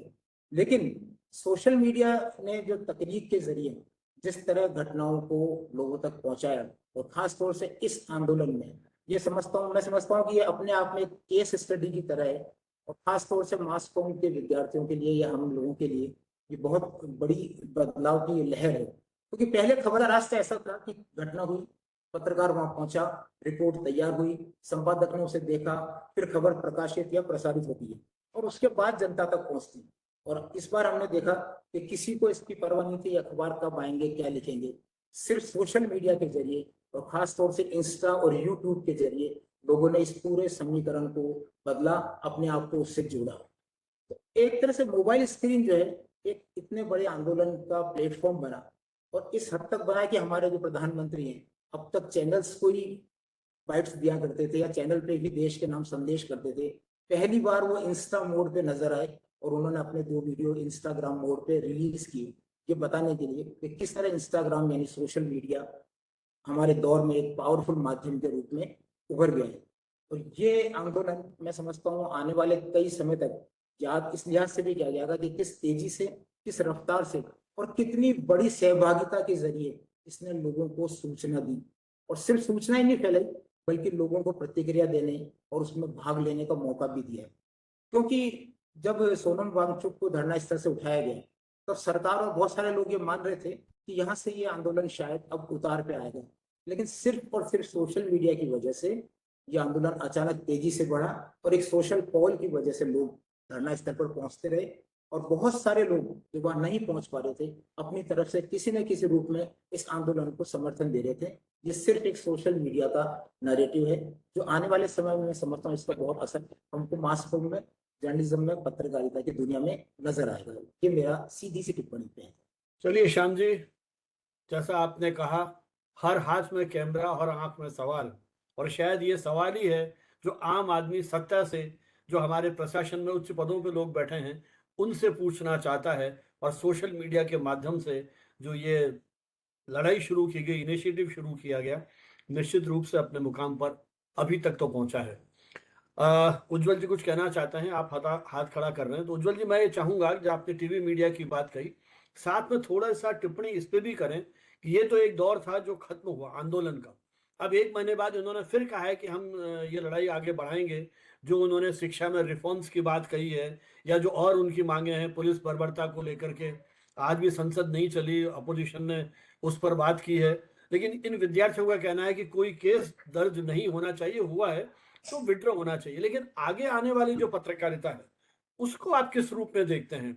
क्योंकि सोशल मीडिया की अपने चैलेंजेस हैं, इसमें कहीं कोई एडिटोरियल कंट्रोल नहीं है, फेक न्यूज़ वाली बहुत बड़ी प्रॉब्लम्स है। तो इन सारे दौर में जब हम सोशल मीडिया पर इतनी निर्भरता की बात कर रहे हैं, और मुख्य धारा का मीडिया को जिस तरह से आपका वो जो एक शब्द है कि तमाचा एक तरह से पड़ा है, तो ऐसे दौर में पत्रकारिता के भावी स्वरूप को भी किस तरह से आप देखते हैं? ठीक। उज्जवल चौधरी जी। धन्यवाद। मैं ये श्याम जी ने एक बहुत अच्छा वाक्य यूज किया। पहले मीडिया खबर ले जाता था जनता के पास, अब जनता खबर ला रही है मीडिया के पास, और ये हुआ है बहुत अच्छा केस स्टडी इस वक्त। मैं पिछले जो बात किया हमने उसमें मैं सोशल मीडिया पे जोर दिया था, वहां के माहौल पे। अभी मैं टीवी पे बात करता हूँ। टीवी का कवरेज तीन फेजेस में गया है। स्टेज 1 था इग्नोर, जब वो 4-5 शहर में घूम रहे थे अभिजीत दिप के, और आकर जंतर मंतर में 20 तारीख से शुरू किया अपना, 20 जून से। तब शुरुआत में इग्नोर था, ब्लैकआउट था। और वो ब्लैकआउट में, लेकिन सोशल मीडिया में तो आ रही थी। चूंकि ब्लैकआउट था, कंप्लीटली जनता का फोकस इंस्टाग्राम पे आ गया। कुछ अन्य फेसबुक अन्य में भी थे, लेकिन इंस्टाग्राम पे भी थी। अगर चैनल कुछ हद तक कवरेज करता शुरू से तो अलग बात होती। न्यूज लॉन्ड्री को देखें, अलग अलग चैनल्स को देखें, लेकिन मेन स्ट्रीम चैनल नहीं था। उसके बाद जब यह आंदोलन में सोनम जी का एंट्री हो गया, और शुरू में काफी हद तक शुरू में सोनम जी को भी बहुत ज्यादा अटेंशन नहीं मिला। जब 12-13 दिन हो गए हंगर स्ट्राइक के, उनका शरीर धीरे धीरे गिरने लगा, तब एक सेकेंड फेज शुरू हुआ टीवी का। अब वो इग्नोर नहीं कर पा रहे, तब वो डीलेजिटिमाइज करने लगे। जब कॉन्स्पिरेसी थ्योरीज आ गए, अर्बन नक्शा, एक साथ में 5-6 conspiracy, Chinese agent Sonam Wangchuk, deep state US का दिपके, कम्युनिस्ट लोग इसके पीछे, अर्बन नक्सल पीछे, आयशा, जुनैद खाना खिला रहे तो मुसलमान पाकिस्तानी या कोई बांग्लादेशी इसके पीछे। और उसके बाद और जो एक आया जमात, बांग्लादेश का जमात बॉडीज का एक चिट्ठी निकाला गया जिसमें इस आंदोलन को समर्थन देकर कुछ बोला गया है। तो ये जो 4-5 चीज बात की कि आई बातों में, हम एग्जैक्टली बता सकते हैं किस तरह से 20 जुलाई के पहले का कवरेज किस तरह से हुआ। News 18, Republic, DD news, ABP news, हर जगह में। इन रिपब्लिक ने नेपाल की बात की और नेपाल जैसा साजिश की बात की, डीप स्टेट की बात करते हुए। इंडिया टीवी ने आर्टिकल 370 उमर खालिद और फ्री कश्मीर को जोड़ा। न्यूज 18 ने पाकिस्तान एंगल लाया। डीडी न्यूज ने security threats connected with drone footage बात की। अर्नब गोस्वामी रिपीटेडली गुंडास मस्करेटिंग स्टूडेंट्स, ये बात की। ये सब करते हुए जो एक तो इग्नोर कर रहे थे, और अब नेगेटिव ये करते हुए मामला मेन स्ट्रीम मीडिया के खिलाफ और ज्यादा चला गया। तो इसमें बेसिकली एक एंटी इंडिया टूल किट भी निकाला एग्जाम लीक्स के बाद। सो बूम, न्यूज चेकर और ऑल्ट, जो 3 फैक्ट चेकिंग बॉडी है, इन लोगों ने पॉइंट बाय पॉइंट प्रूफ किया वो चिट्ठी फेक था जमात का, और वो जो कुछ स्लोगन्स थे, वो स्लोगन्स में भी सारी ये लोगों गलतियां निकाला। और निकालने के कारण, और चूंकि एक साथ में 4, पाकिस्तान, चाइना, नक्सल और यूएस, 4 अलग अलग, और बांग्लादेश, 5 अलग नैरेटिव चले, कोई नैरेटिव टिका नहीं। मुझे कभी कभी लगता है इन लोगों को आपस में बात करके एक नैरेटिव चलाना चाहिए, तो लोगों में थोड़ा प्रभाव होगा। जब आप 5 कॉन्फ्लिक्टिंग नैरेटिव, नेगेटिव नैरेटिव चलाते हैं, सबको मालूम पड़ जाता है कि आप नेगेटिविटी कर रहे हैं। आखिरी हुआ 20 जुलाई के मार के बाद, पुलिस की मार के बाद।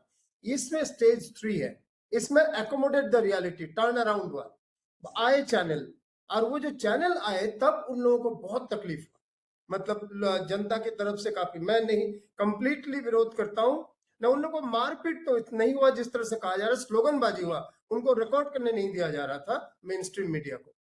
तो ये गलत है, हैरेस नहीं करना चाहिए। अच्छी बात है कि बहुत सारे प्रोटेस्टर वापस आके जीटीवी के रिपोर्टर से माफी मांगी, उन्हें फल, मिठाई, फूल दिए, उन्हें मैसेज भेजा, ये बात अच्छी बात है, लेकिन वो नहीं होना चाहिए। लेकिन इससे ये समझना है, एडिटोरियल डिसीजन और रिपोर्टर में गैप है, हम सब मानते हैं, लेकिन रिपोर्टर पे ये जो अटैक हुआ, एक तरह से अटैक मैंने फिजिकल ना उनसे भी, जिस तरह से उनका बॉयकॉट हुआ, उससे समझ में आता है कि जनता में मेन स्ट्रीम मीडिया का तवज्जो बहुत हद तक गिर गया। अब जो दूसरा पॉइंट आपने बताया, सोशल मीडिया पावरफुल है लेकिन ऑटोमेटिकली ट्रूथफुल नहीं होता। सोशल मीडिया एक मोमेंट को दिखा सकता है। एविडेंशियल जर्नलिज्म में एक प्रॉब्लम है, बिग पिक्चर को नहीं समझते, एक मोमेंट में जो हो रहा है सामने वो दिखा सकते हैं। तो कभी कभी वो बहुत ही हार्ट टचिंग भी होता है।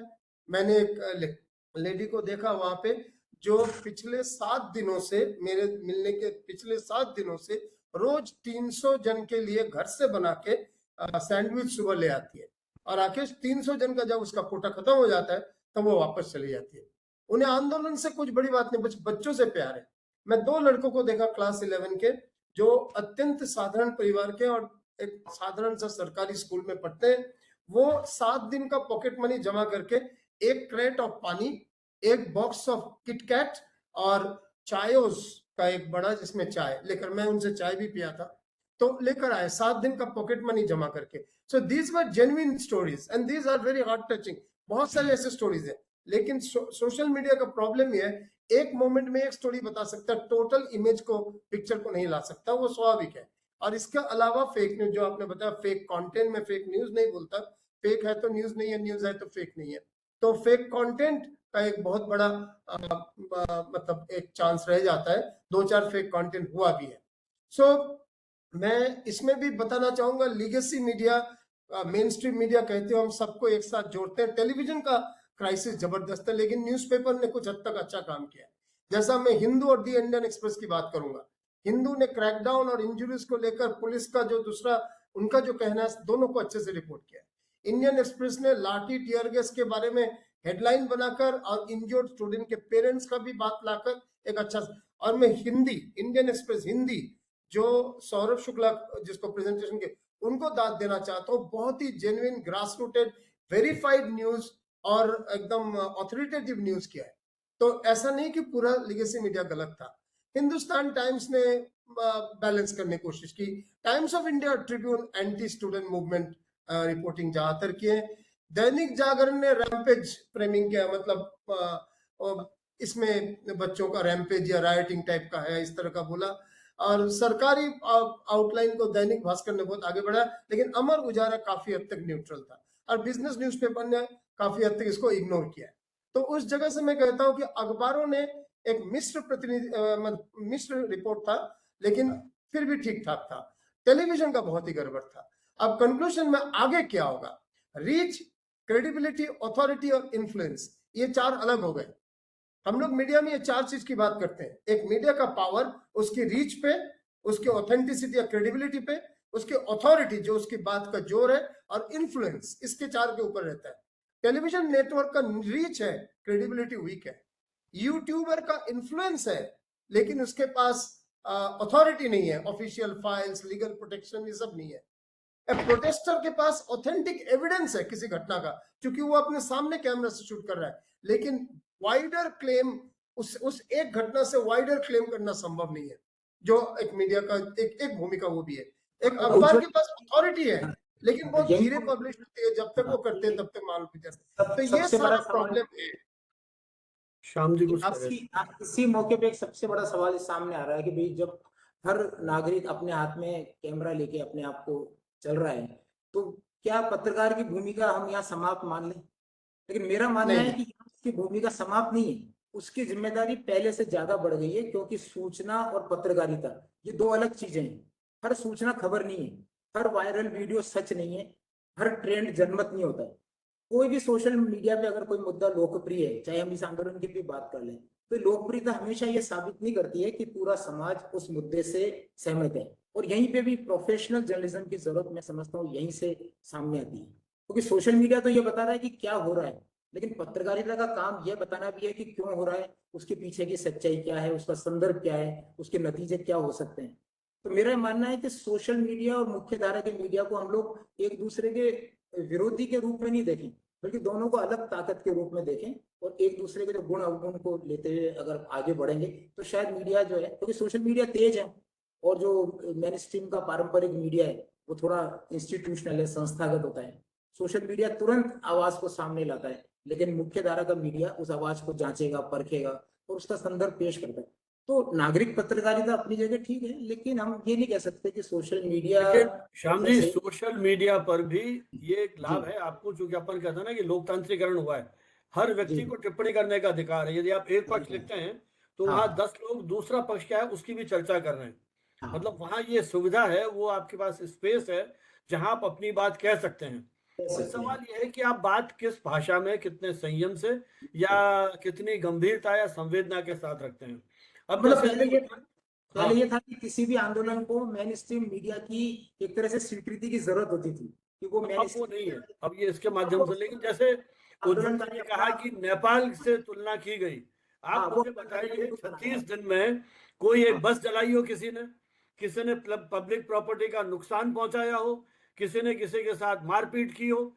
कुछ नहीं किया, बिल्कुल शांतिपूर्ण तरीके से आंदोलन चला है। फिर भी आप कह रहे हो कि नेपाल बनाने की कोशिश की जा रही है, ये की जा रही है। कुछ लोगों ने कहा, अच्छा अभी जब आप अखबारों की बात करें तो उज्ज्वल जी, योगेंद्र यादव ने टाइम्स ऑफ इंडिया पर काफी टिप्पणियां की हैं। वो जो अखबार है उसने किस तरह से उसको पूरी खबर को सही ट्विस्ट है, किया है, वो भी अपने आप सही में है, एक एकदम। उन्होंने तो उसको लाइज ऑफ इंडिया कहा। हाँ, lies of India, right, times नहीं, लाइज ऑफ इंडिया। बात सही है। इंडियन हाँ। एक्सप्रेस को दाद देना चाहिए, कंपैरेटिवली मच बेटर कवरेज था, और हिंदू का हाँ। अच्छा कवरेज था, नहीं तो आप टेलीग्राफ चूंकि का था। हिंदी अखबार नहीं देखते, आप जनसत्ता को देखिए, आप कल का तो पूरा अखबार ऑलमोस्ट इस कवरेज को लेके भरा हुआ था। और परसों उनके संपादक ने नहीं, 157 जनसत्ता, अमर उजाला दोनों बहुत अच्छा कवरेज किया, हाँ, काफी उसमें एक अच्छा। वो उन्होंने टैग दिया 157 नंबर 157, मतलब जो फ्रीडम इंडेक्स है उसमें हम 157 पर हैं। उसको लेकर के उन्होंने मेन स्ट्रीम मीडिया, विशेषकर टेलीविजन जो चैनल्स है ना, वो विवाद के ज्यादा कारण रहे बजाय अखबारों के। अखबारों ने तो फिर भी जो बात श्याम जी कर रहे हैं कि डिस्कशन है या उसका एक गंभीरता से विवेचन है, एडिटोरियल्स पढ़िए आप, एडिटोरियल्स में किस तरह का समर्थन किया गया है। तो लेकिन वो टीवी शायद फेल रहा है। लेकिन चलिए अब प्रोफेसर हेमंत हुडा जी, वो अभी हैं या हुडा साहब, आप सुन रहे हैं हमें? एक चीज जी, मैं सुन कहना रहा हूँ चाह सर, रहा था। सुन रहा हूँ जी सर। जी। जी हाँ हाँ अनिल जी। आ- जी जी नहीं सर बोले, फिर मैं उसके बाद बोलूंगा। जी सर। अच्छा, ठीक है, अच्छा। ठीक है। जो अभी बाकी एक्सपर्ट्स कह रहे थे, उसके साथ मैं सिर्फ ये कहना चाहता हूँ कि मेन स्ट्रीम मीडिया ने जिस तरह का नैरेटिव सेट करने की कोशिश की, शायद वो ये भूल गए कि वो ये नैरेटिव अपोजिशन के लीडर्स के अगेंस्ट बनाते आते थे, और वो नैरेटिव्स उनका काफी हद तक कामयाब होता था। इस बार जो वो नैरेटिव बनाने की अलग अलग कोशिश कर रहे थे, ये अलग बात है कि इस तरीके की सिचुएशन में ऐसा हो ही नहीं सकता कि सारे ऑर्गन्स गवर्नमेंट के इकट्ठे हो जाएं, including media houses, different media houses, और किसी एक नैरेटिव पे वो फिक्स हो, क्योंकि उन्हें भी लग रहा था कि युवा जिस आक्रोश में है, जिस एनर्जी में है, शायद एक नैरेटिव काम ना आए। मेरा सवाल बहुत फंडामेंटल है कि उन्हें ये ध्यान देने की ज्यादा जरूरत थी कि जो बच्चों की डिमांड है, एक धर्मेंद्र प्रधान एजुकेशन मिनिस्टर का रिजिग्नेशन, क्या वो डिमांड अपने करते हुए अपने डिमांड में जस्टिफाइड है या नहीं? इतनी सिंपल सी बात है। दिल्ली तो ऐसा मेट्रोपॉलिटन सिटी है जहां गवर्नमेंट के अलग अलग विंग्स इंक्लूडिंग आरएसएस बहुत डीपली पेनिट्रेटेड है सोसाइटीज में। और मैंने कुछ, जो मैं वहां गया उसकी फुटेज मैंने इंस्टा हैंडल से शेयर की, कुछ व्हाट्सएप पे स्टेटस लगाया। बहुत सारे ऐसे मेरे बहुत पुराने पुराने मित्र जो बहुत दिनों से मुझसे कनेक्टेड हैं, उन्होंने मुझे लिखना शुरू किया, और गवर्नमेंट लगभग जितने भी अपार्टमेंट्स हैं उनके ग्रुप पे अलग अलग नैरेटिव्स फ्लोट करने लगा। मैं उनमें से कुछ मैंने सब इकट्ठा किया और तकरीबन 82 सच नैरेटिव्स मैंने जमा किया। उनमें से मैं कुछ छोटे छोटे बताता हूँ। एक नैरेटिव है कि who will pay for all these accrued losses, जो बच्चों ने अपने प्रोटेस्ट की वजह से लॉस हुआ, कौन पे करेगा? गवर्नमेंट ने मांग जल्दी मानी होती तो शायद ये लॉसेस ना होता। कोई ये कह रहा है कि who sponsored the trip, the air fare of दीपके from US to this place. मतलब डिमांड क्या है? अब वो नैरेटिव कैसे कैसे सेट करने की कोशिश कर रहे हैं। कोई कोई कह रहा कोई कह रहा है कि इनसे, प्रोटेस्टर से पूछा जाए कि वो ट्रक लोड जो पत्थर आए जंतर मंतर पे, वो कौन लाया? अरे भाई, डिमांड क्या है और आप बात क्या कर रहे हैं और नहीं नहीं, लोगों को अब भ्रमित करने की कोशिश कर रहे हैं। इन लोगों ने दिखाया है, पत्थर पहले से था वहां पे, इसको लेकर दीपके लोग ने तो कह रहे हैं कि वो जो गवर्नमेंट के इंस्ट्रक्शन पे पुलिस ने प्रायोजित लाया है, तरीके से दिल्ली पुलिस ने इतना किया। साफ सुथरी जगह में पुलिस ने लाया है। और पढ़े लिखे लोगों को ऐसे भ्रमित किया जा रहा है कि नुकसान का क्या होगा, लॉस का क्या होगा। डिबके के ट्रैवल को किसने स्पॉन्सर किया? एक साहब ने, मैंने 82 के आसपास जमा किया है। एक साहब कह रहे कि वो सोनम वांगचुक 70 के आसपास कितनी एज है, और वो 20 दिन तक पैरामीटर्स नॉर्मल कैसे? अरे भाई, ये तुम्हारा 59 कंसर्न ही नहीं है। उनकी तुम्हारा कंसर्न है कि उन, उनकी डिमांड क्या है। कैसे कैसे नैरेटिव कर उनकी रहे हैं, किस तरीके से परमिट करने की कोशिश कर रहे हैं। कोई कह रहा है कि प्राइम मिनिस्टर हाउस रेजिडेंस का एरिया रिस्ट्रिक्टेड एरिया है, वहां किसी ने ड्रोन उड़ाया। इसका जवाब ये भी दिया जा सकता है कि खुद ही गवर्नमेंट फंक्शनरी ने ड्रोन उड़ाया होगा और वो गवर्नमेंट ने सीपीजे ड्रोन को उड़ाया। बदनाम कर रहे होंगे। क्या मतलब, जो जो आक्रोश था युवाओं में, जब अपने पेरेंट्स को उन्होंने कह दिया कि अगर आप हमारे साथ नहीं जा सकते, हमें जाने नहीं देना चाहते, तो आप चूड़ियां पहनकर घर में बैठिए, लेकिन अब हम घर में नहीं रुकेंगे। और मजबूरी में पेरेंट्स पीछे पीछे गए। और जब मैं मिला लोगों को वहां, तो लोग ऐसे हंस रहे, मजाक कर रहे और कह रहे, इन बच्चों के अंदर हौसला बना रहे। कोई कह रहा किसान क्यों आ गया वहां से, कोई कह रहे वो क्यों आ गया। अरे किसान इस वजह से आए कि मासूम 18 से 25 साल के बच्चे पे पुलिस ने जिस ब्रुटलिटी से लाठियां चलाई हैं, जिस पैलेट गन चलाया है। मतलब लाठी डंडा चलाने का एक सभ्य समाज में भी एक तरीका होता है, आप किसी आतंकवादी पे नहीं चला रहे। तो वो जिस तरीके से चलाया जानबूझकर, उससे आहत होकर जो एल्डर ग्रुप्स था या सिविक सोसाइटी थी वो जंतर मंतर पहुंची और सिख कम्युनिटी बिग नंबर में आई। गुरुद्वारों ने अपना मैक्सिमम हेल्प एक्सटेंड किया लोगों को और बताया कि ये सारे जो हमारे बच्चे हैं, मासूम बच्चे, ये जो भी हेल्प चाहिए हम देंगे। तो आपने उनको टॉर्चर करना शुरू किया। तो ये प्राइमरीली जिस तरीके से हर प्रोटेस्ट को दबाने की कोशिश की गई थी, वो कोशिश हर स्टेज पे की गई, लेकिन वो शायद ये भूल गए कि युवा कहती है नजर आती है नौजवानों को जब अपनी हिम्मत, आती है शक्ल उनकी अवेलेबल आसमानों में, तो वो आसमान में थे, उनका हौसला इतना बुलंद था कि हम इसके बिना कुछ नहीं मानने वाले जी। वो तो जेन्यून थे कि आपने एक रेजिग्नेशन अनाउंस किया। अब वो बाकी कुछ बिना निगोशिएट किए 1 करोड़ रुपए की बात मांगी है सिर्फ उन्होंने, उन लोगों ने जो मरे हैं, जो जान दिया है। क्या एक युवा की कीमत 1 करोड़, वो भी गवर्नमेंट देने में आज भी निगोशिएट कर रही है? उन्हें ज्यादा देना चाहिए। बहुत छोटी सी डिमांड है उनकी, वो ज्यादा देना चाहिए। एक परिवार का बच्चा चला गया, परिवार की बच्ची चली गई। इस आंदोलन के वक्त भी 2 लोग जंतर मंतर में लाठी खा के चले गए। एक लड़की गई है मासूम सी, एक लड़का गया, और बाकी बहुत सारे लोग हॉस्पिटल्स में हैं।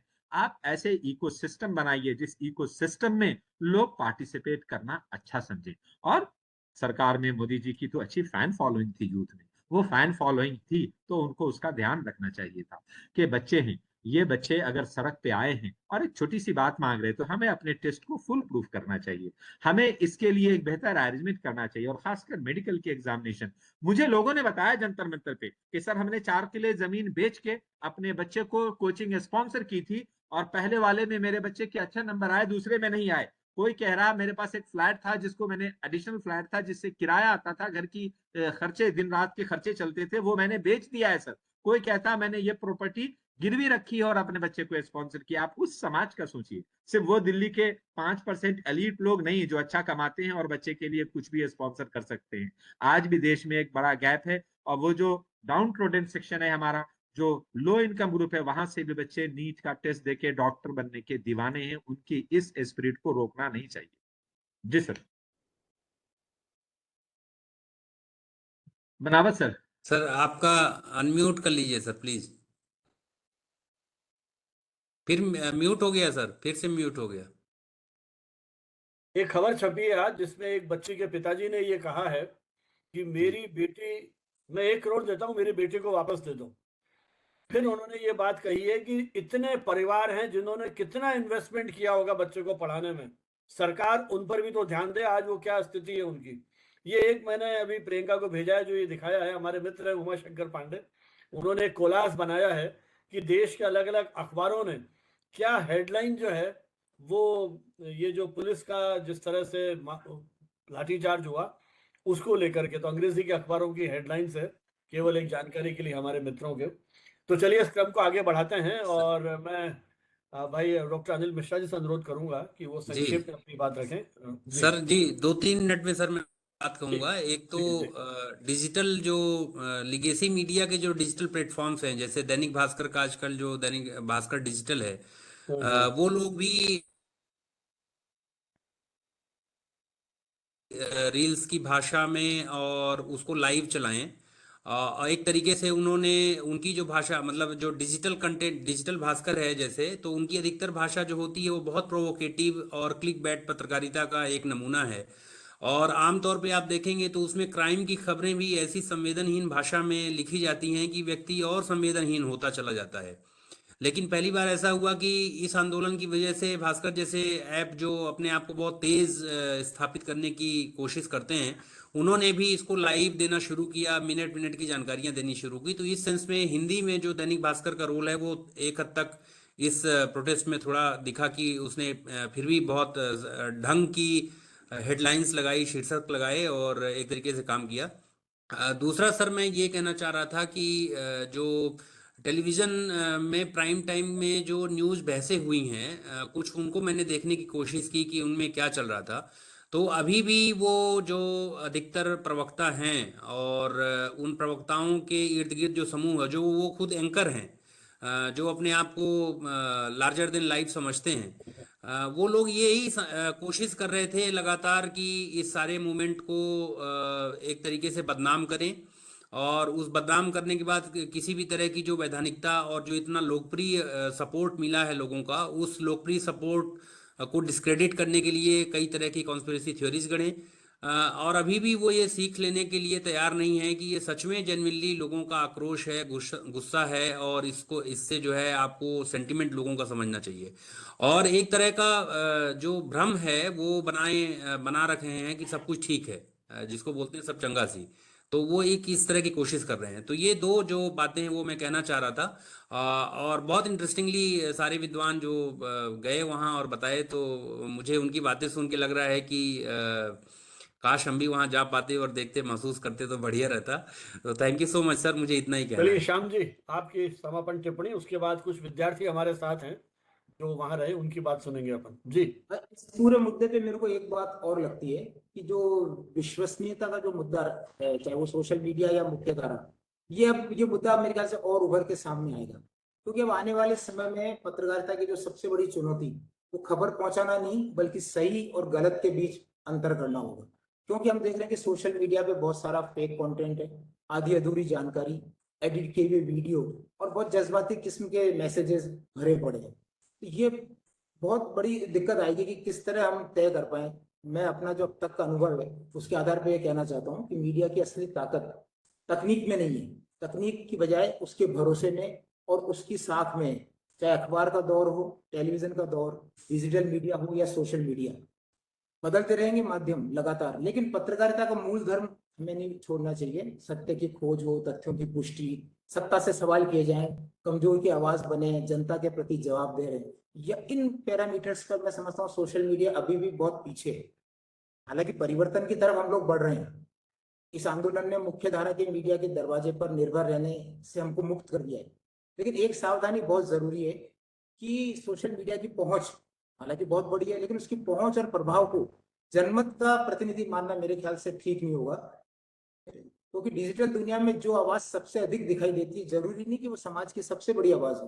क्योंकि हम देखते हैं कि सोशल मीडिया पे एल्गोरिदम आमतौर पे वही दिखाते हैं जो हम पहले से देखना चाहते हैं। इसीलिए सोशल मीडिया पर जो वर्चुअल भीड़ और सड़क पर जो लोग मौजूद हैं, उनके बीच जो वास्तविक अंतर है उसको समझना मैं समझता हूँ पत्रकार के लिहाज से भी बहुत इंपॉर्टेंट है।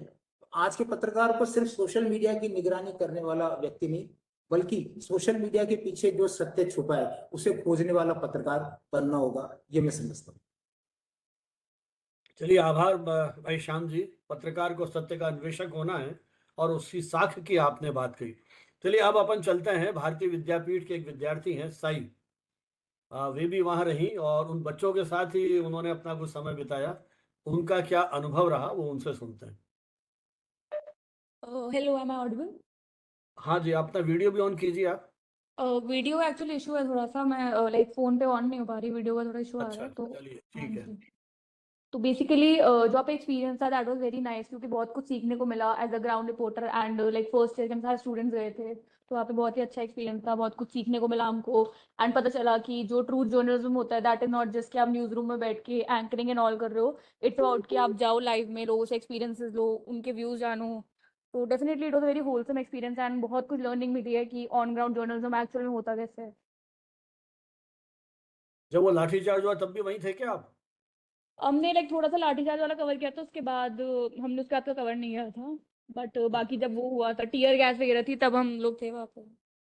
अच्छा अच्छा, टीयर गैस का कोई अनुभव? आंखें रात भर जलती रही या निकल आए थे आप? हाँ जी, दैट वाज वेरी मतलब बहुत ही वो था, एलर्जिक टाइप था, तो बहुत ज़्यादा ही इफेक्ट था उसका, लाइक एक दो दिन तो रहा था। बट हम्म। वही था, लाइक अच्छे से शूट हो पाया था, हमने बाइट्स वगैरह ली थी तो वर्थ इट था वो भी।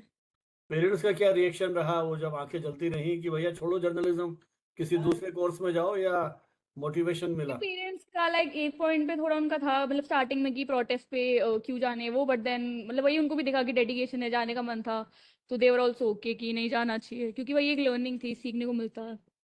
क्योंकि ये भी फीडबैक है, कई बच्चे पेरेंट्स को बिना बताए वहां पहुंच गए ताकि हाँ वही, पेरेंट्स क्योंकि को मेरे पता बहुत नहीं। सारे फ्रेंड्स उनको वही था कि अलाउ ही नहीं कर रहे थे पेरेंट्स की नहीं जाना प्रोटेस्ट पे।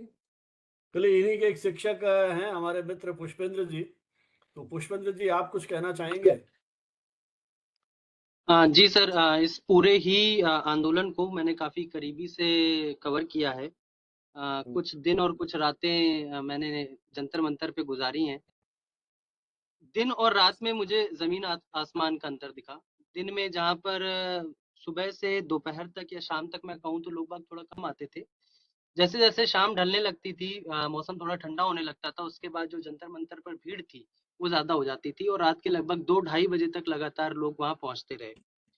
बात अगर मीडिया कवरेज की करें तो सोशल मीडिया की कवरेज और जो नेशनल मीडिया या मेन स्ट्रीम मीडिया जिसे हम कहते हैं उसकी कवरेज में हम कोई कंपैरिजन नहीं कर सकते, क्योंकि जो इंडिपेंडेंट जर्नलिस्ट थे, सोशल मीडिया के जो जर्नलिस्ट थे, उन्होंने जिस एंगल से, जिस तरीके से, जिस गहराई से इस पूरे आंदोलन को कवर किया और जिस तरीके से नेशनल मीडिया ने इसे कवर किया, नेशनल मीडिया बेसिकली एजेंडा चला रहा था, सरकार की उसे साख बचानी थी। एजेंडा पे एजेंडा चलाया जा रहा था, कभी चाइना का एंगल लाया गया, कभी फंडिंग का एंगल लाया गया, कभी पाकिस्तान से फंडिंग का एंगल लाया गया। तो वो तमाम एजेंडा चला रहे थे और कहीं ना कहीं इस आंदोलन को कमजोर करने की उनकी कोशिश थी। वहीं दूसरी ओर जो इंडिपेंडेंट जर्नलिस्ट थे या सोशल मीडिया के जो जर्नलिस्ट थे, जिन पर कहीं ना कहीं सरकार का कोई सीधा दबाव नहीं है या उन्हें अपने मालिकों की बातें नहीं सुननी है, वो लोग फ्री थे, तो वो जमीनी हकीकत जो थी उसे जनता तक पहुंचा रहे थे। मैं मानता हूं कि इस पूरे आंदोलन में जो बदलाव आया वो 18 तारीख की सुबह से आया, जब सोनम वांगचुक को जबरदस्ती जंतर मंतर से उठा लिया जाता है। शायद ये आंदोलन इतना बड़ा अभी भी नहीं होता, या सरकार को शायद अभी प्रधान जी का इस्तीफा इतनी जल्दी नहीं लेना पड़ता अगर वो सोनम वांगचुक को 18 तारीख को जंतर मंतर से नहीं उठाते। उनके उठाने के बाद से पूरा देश एक साथ अभिजीत दीपके और कॉकरोच जनता पार्टी के इस आंदोलन को समर्थन देता है। 20 तारीख को भी सब कुछ ठीक चल रहा था, लेकिन लगभग 2:30-3 बजे के बाद छात्रों और पुलिस के बीच कुछ जगहों पर छोटी मोटी बातों पर छात्रों की तरफ से शुरुआत की गई और उसके बाद पुलिस ने आंसू गैस के गोले दागे, इसके बाद मारपीट हुई। 20 से ज्यादा ऐसे लोगों से मैंने ऑन ग्राउंड बात की जो 20 तारीख के प्रदर्शन में जिनको पुलिस ने मारा और बुरी तरीके से मारा, उसमें कुछ महिलाएं भी शामिल थी। तो मेरा जो पूरा नजरिया है इस आंदोलन की अगर मैं बात करूं तो इसको जो बचाने का काम किया वो कहीं ना कहीं इंडिपेंडेंट जर्नलिस्ट, सोशल मीडिया में जो लोग काम कर रहे हैं, जो लोग यूट्यूब, फेसबुक, इंस्टाग्राम इन सभी जगह से जुड़े हुए हैं, उन्होंने की। दूसरा सबसे अहम मुद्दा रहा कि जो लोग इस आंदोलन में जुड़ रहे थे वो खुद स्टूडेंट्स थे, उनकी अपनी एक रीच थी, अपनी एक मीडिया है उनके लिए, इंस्टाग्राम प्लेटफॉर्म है जहां पर वो सबसे ज्यादा एक्टिव रहते हैं। तो वो अपना कंटेंट खुद बना रहे थे, खुद लोग देख रहे थे और वहीं उन्हें समर्थन मिल रहा था। इसके बाद जनजी जनरेशन है तो मीम्स का सहारा लेके वो सारी चीजें कर रहे थे। कुच्चू पुच्चू काफी फेमस हुआ, हमने उसे भी कवर किया, या लीक प्रधान जैसे चीजें जो आई वो सामने आई। तो इन सभी चीजों ने कहीं ना कहीं एक इम्पोर्टेंट रोल प्ले किया। नेशनल मीडिया बस यही चाह रहा था कि किसी तरीके से इस पूरे आंदोलन को दबाया जाए, एजेंडा डिफरेंट डिफरेंट सेट किए गए, लेकिन सोशल मीडिया ने, इंडिपेंडेंट जर्नलिस्ट ने और यंगस्टर्स ने, जेनजीज ने इस आंदोलन को बचा के रखा। चलिए पुष्पेंद्र जी, बहुत बहुत आभार आपका, आपने अपने अनुभव शेयर किए और किस तरह से किन परिस्थितियों में रहते हुए इस आंदोलन को आगे बढ़ाया गया, और बिल्कुल एक तरह से ग्राउंड लेवल पर आपका और आपके विद्यार्थियों के जो अनुभव है। कोई और विद्यार्थी है इसमें जो अपनी बात कहना चाहें? नहीं है तो अपन ये चर्चा भी 10-15 मिनट के लिए ओपन रखते हैं हमारे। हाँ उज्जवल जी, अनम्यूट कीजिए आप। मुझे निकलना है एक काम में, ठीक है। 2-3 हाँ। लास्ट 1-2 मिनट बोलना चाहूंगा। बहुत अच्छा लगा हाँ। श्याम जी और बाकी सब हमारे जो मित्र हैं यहाँ पे, जिनसे हम सुने, बहुत ही अच्छा लगा। हुडा साहब, अभी कंक्लूजन में मेरी तरफ से जो मैं बात करूंगा, भारतीय मीडिया के लिए मेरे हिसाब से 10 लेसन है। आपका डिस्ट्रीब्यूशन पावर ही आपका एडिटोरियल अथॉरिटी नहीं है, ये प्रूव हो गया। अखबार का डिस्ट्रीब्यूशन, चैनल का डिस्ट्रीब्यूशन, सैटेलाइट का लाइसेंस, ये था एक पावर, वो काफी हद तक अभी गिरा है। इग्नोरिंग, एक इशू को इग्नोर करना यानी वो इशू है ही नहीं, ये नहीं है। पहले ऐसा था, साइलेंस इंफॉर्मेशन वैक्यूम क्रिएट करता है, कोई उस वैक्यूम को कोई ना कोई फिल कर देता है। यहाँ पे इंस्टाग्राम ने अधिकतर किया। तो ignoring an issue does not make it disappear. Smears, बदनाम करना, कैन मैग्निफाई अ मूवमेंट, चाहे फॉरेन फंडिंग, कम्युनल, इंटरनेशनल, जो भी बोले। हुडा साहब बोले हैं कि सब लोग मिलके एक ही आर्गुमेंट नहीं कर सकते, मैं जानता हूं, लेकिन जब आप 4 कॉन्फ्लिक्टिंग बदनाम करेंगे तो सारे बदनाम मुंह के बल गिर पड़ेगा। तो स्मीयर्स कैन मैग्निफाई, बढ़ा सकता है बदनाम से। मतलब अच्छा उसको पॉजिटिव साइड हो जाता है उसका मूवमेंट का। Eye witness video is civic power, जन संघर्ष की शक्ति अब मीडिया में आई विटनेस के द्वारा ज्यादा आएगा, एनालिसिस के द्वारा कम। कैमरा फोन्स अब्यूज को डिटर करेगा ही, तो ये टेस्टिमनी को प्रिजर्व करके रखेगा। Independent journalism needs institutional discipline, ये बात श्याम जी ने भी बताया कि इंडिपेंडेंट जर्नलिज्म इंपॉर्टेंट है, लेकिन उसमें एक इंस्टीट्यूशनल डिसिप्लिन, वेरिफिकेशन कल्चर, ये सब है। कुछ लोग कर रहे हैं, अजीत अंजुम का पोजीशनिंग बेटर है कंपैरेटिवली, समझिए ये सौरभ शुक्ला का बेटर है, लेकिन फिर भी अभी और भी इंस्टीट्यूशनल डिसिप्लिन की जरूरत है। Legacy journalism still has indispensable strength, अभी भी चैनल और अखबार का इंडिस्पेंसेबल कुछ स्ट्रेंथ है, क्योंकि ट्रेन रिपोर्टर होते हैं, उनका एक मतलब वेरिफिकेशन, एक अथॉरिटीज को लीगली चैलेंज करना, डॉक्यूमेंट एक्सेस करना, ये क्षमता है। सो लीगेसी जर्नलिज्म की क्षमताओं को ऑल्टरनेटिव जर्नलिज्म में लाने की अभी भी आवश्यकता है। Field reporter must not be punished for news room decisions, नीचे के रिपोर्टर को खिलाफ जाना उचित नहीं है, क्योंकि उनके एडिटर कुछ अलग तरीके से करते हैं। Governments can not communicate only through control intermediate, ये सबसे बड़ा है। आप मोदी जी को समझ में आ गया, सरकार को समझ में आ गया, केवल प्रेस कॉन्फ्रेंस, मन की बात और टेलीविजन भाषण से नहीं चलने वाला है, तो कंट्रोल इंटरमीडिएट से नहीं चलने वाला है, आपको डायरेक्ट टॉक अल्टरनेटिव प्लेटफॉर्म में आना पड़ेगा। Newsrooms need permanent youth and examination beat, अभी शिक्षा बीट परमानेंट नहीं है, बस कोई ना कोई कभी ना कभी कवर कर देते हैं।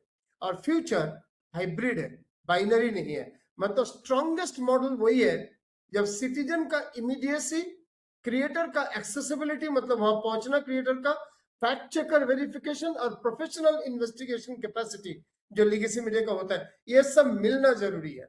So future is hybrid and future is convergent. केवल अखबार, केवल चैनल, केवल सोशल मीडिया, इससे नहीं होने वाला, तीनों को ही यूज करने की आवश्यकता है। ये मेरे अपने इसी में एक बात और कहना चाहूंगा कि मेरा ये मानना है कि आने वाले समय में जो पत्रकारिता का सबसे मजबूत मॉडल होगा वो ऐसा होगा जिसमें सोशल मीडिया की रफ्तार हो और मेन स्ट्रीम की जो विश्वसनीयता है जो धीरे धीरे खत्म हो गई, उसे हम फिर से हासिल करें। ये दोनों चीजें जब साथ आएगी तो वो जो मॉडल है वो मैं समझता हूँ बहुत अच्छा रहेगा। और इस पूरे मूवमेंट में सोशल मीडिया बनाम स्ट्रीम जो हमने चर्चा की, तो एक सवाल ये बार बार आएगा कि क्या सोशल मीडिया ने मुख्य धारा के मीडिया को कमजोर कर दिया है? तो मेरा जवाब है बिल्कुल नहीं। सोशल मीडिया ने चुनौती जरूर दी है, उसकी एकाधिकार की स्थिति को बदला है, लेकिन उसने उसे अपनी काम करने की शैली पर फिर से विचार करने का एक मौका दिया है। और पत्रकारिता से सवाल जरूर पूछा है कि उसकी असली ताकत क्या है। मैं मानता हूं कि उसकी असली ताकत है विश्वसनीयता। अगर वो फिर से इसे हासिल करता है तो दोनों समानांतर धाराएं चलती रहेंगी। चलिए, इस चर्चा के लिए अपन इनवाइट करें, उसके पहले मैं प्रियंका जी से नोट करूंगा कि ई सर्टिफिकेट और ई मेमेंटो आज के हमारे जो चारों एक्सपर्ट्स हैं इनको भेंट करें, और उसके बाद यदि कोई प्रश्न उत्तर होते हैं तो वो आमंत्रित हैं।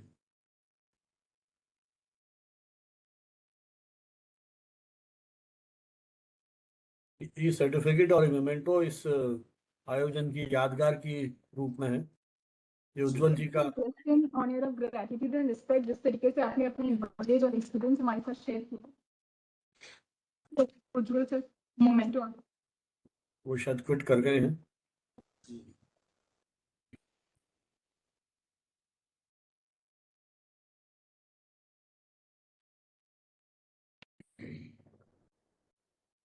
This is of Professor Aman Huda, sir.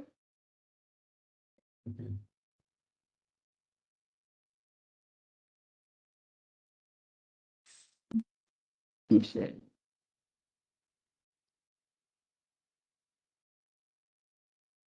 is of Shyam Mathur, sir. बहुत बहुत धन्यवाद। Thank you so much, sir. Thank you. Okay. Yeah.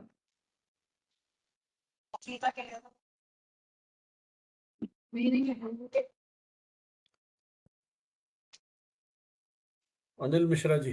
Ji sir.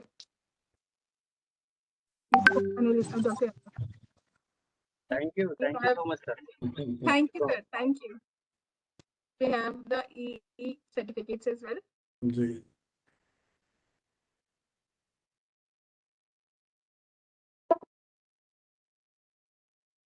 Cultural certificate is on the screen.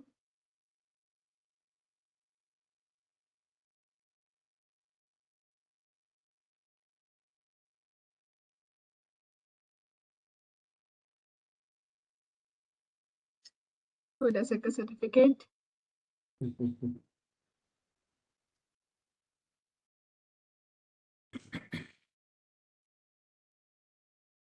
Shyam Mathur certificate is on the screen. Thank you. So we will be sharing this through WhatsApp or through email. Okay. अभी अनिल जी का और रह गया। And certificate. Yes, we have Dr. Anil Mishra sir certificate is on the screen. Thank you so much, sir. चलिए अब ये सत्र कुछ देर के लिए चर्चा के लिए है। आप में से कोई सवाल ऑब्जर्वेशंस हो तो सादर आमंत्रित है। वीडियो ऑन करें, अपना परिचय दें और टिप्पणी।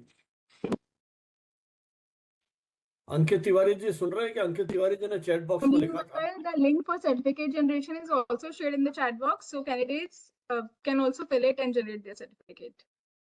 सर की अनुमति चाहूंगा। बस 5 मिनट और रुकिए, कोई सवाल हो तो मान लीजिए, है ना? ओके। हाँ, सोनू कुमार जर्नलिस्ट, सोनू जी आप कुछ बोलना चाहते थे? मैंने देखा था अभी आपका कैमरा ऑन था। हमारी आवाज जा रही है सर? हाँ आ रही है। जंतर मंतर को समझना इससे बेहतर कुछ हो नहीं सकता, क्योंकि आज जो बातें ग्राउंड की बातें भैया ने बता रहे थे, अंत में जो उन्होंने प्रेजेंटेशन में बताया, अपने माध्यम से उन्होंने बहुत सी चीजों को, मतलब मैं जब सुन रहा था तो मुझे लगा कि मैं वहाँ पहुंचा हुआ हूँ, क्योंकि वहाँ इस तरीके से, जिस तरीके से उन्होंने ग्राउंड को, रिपोर्टिंग को दर्शाया, जमीनी बातों को बताया। मैंने सर बनावत सर, मैंने अभिनव पांडे जी को सुना था। मैं जब से जंतर मंतर चल रहा था कार्यक्रम, उज्जवल सर जैसा बता रहे थे, वो अभिनव पांडे एक चर्चित चेहरा, युवा पत्रकार, द न्यूज पिंच वाले ने इतने अच्छे से कवरेज करके दिखाया था। मतलब एक एक वीडियोज को मैं बैठकर घर में बैठकर जब देख रहा था तो बहुत कुछ जानने को भी मिला।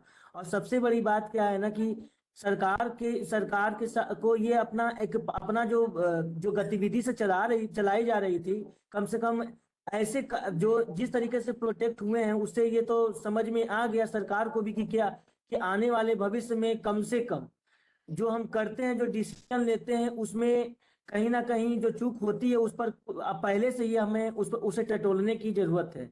और जैसा यहाँ पर जो बातें रखी गई, सभी विद्वान हैं और उनसे जो जानने को भी मिला। और ये आपने आज जो कार्यक्रम चलाया सर, बहुत ही अच्छा लगा मुझे, क्योंकि आपने जो विषय चूज किया जंतर मंतर, ये मुझे लगा कि आज सुनना है 3:30 बजे, इसीलिए मैंने इंतजार कर रहा था घड़ी देखकर कि 3:30 बजे मैं जुड़ूंगा और सभी लोगों को सुनूंगा। आज मैंने दिल जमे से बैठ करके मैंने सुना है, तो ये बहुत मेरे लिए बहुत अच्छा धन्यवाद। डॉक्टर बाला लखेंद्र बीएचयू से हैं।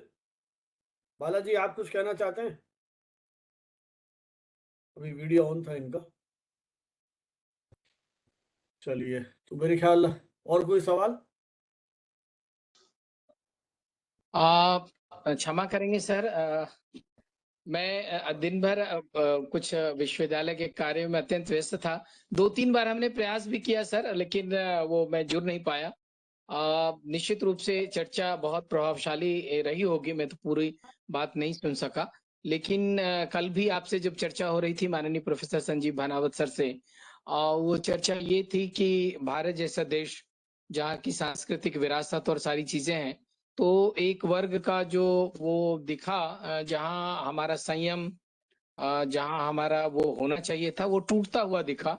और जो जिसे हम अश्लील शब्द कहते हैं, खूब प्रयोग हुए हैं, उसे कई कारण हो सकते हैं। और आज एक जगह चर्चा भी हो रही थी कि आखिर बच्चों ने इतनी सारी गालियां कहाँ सीखी है।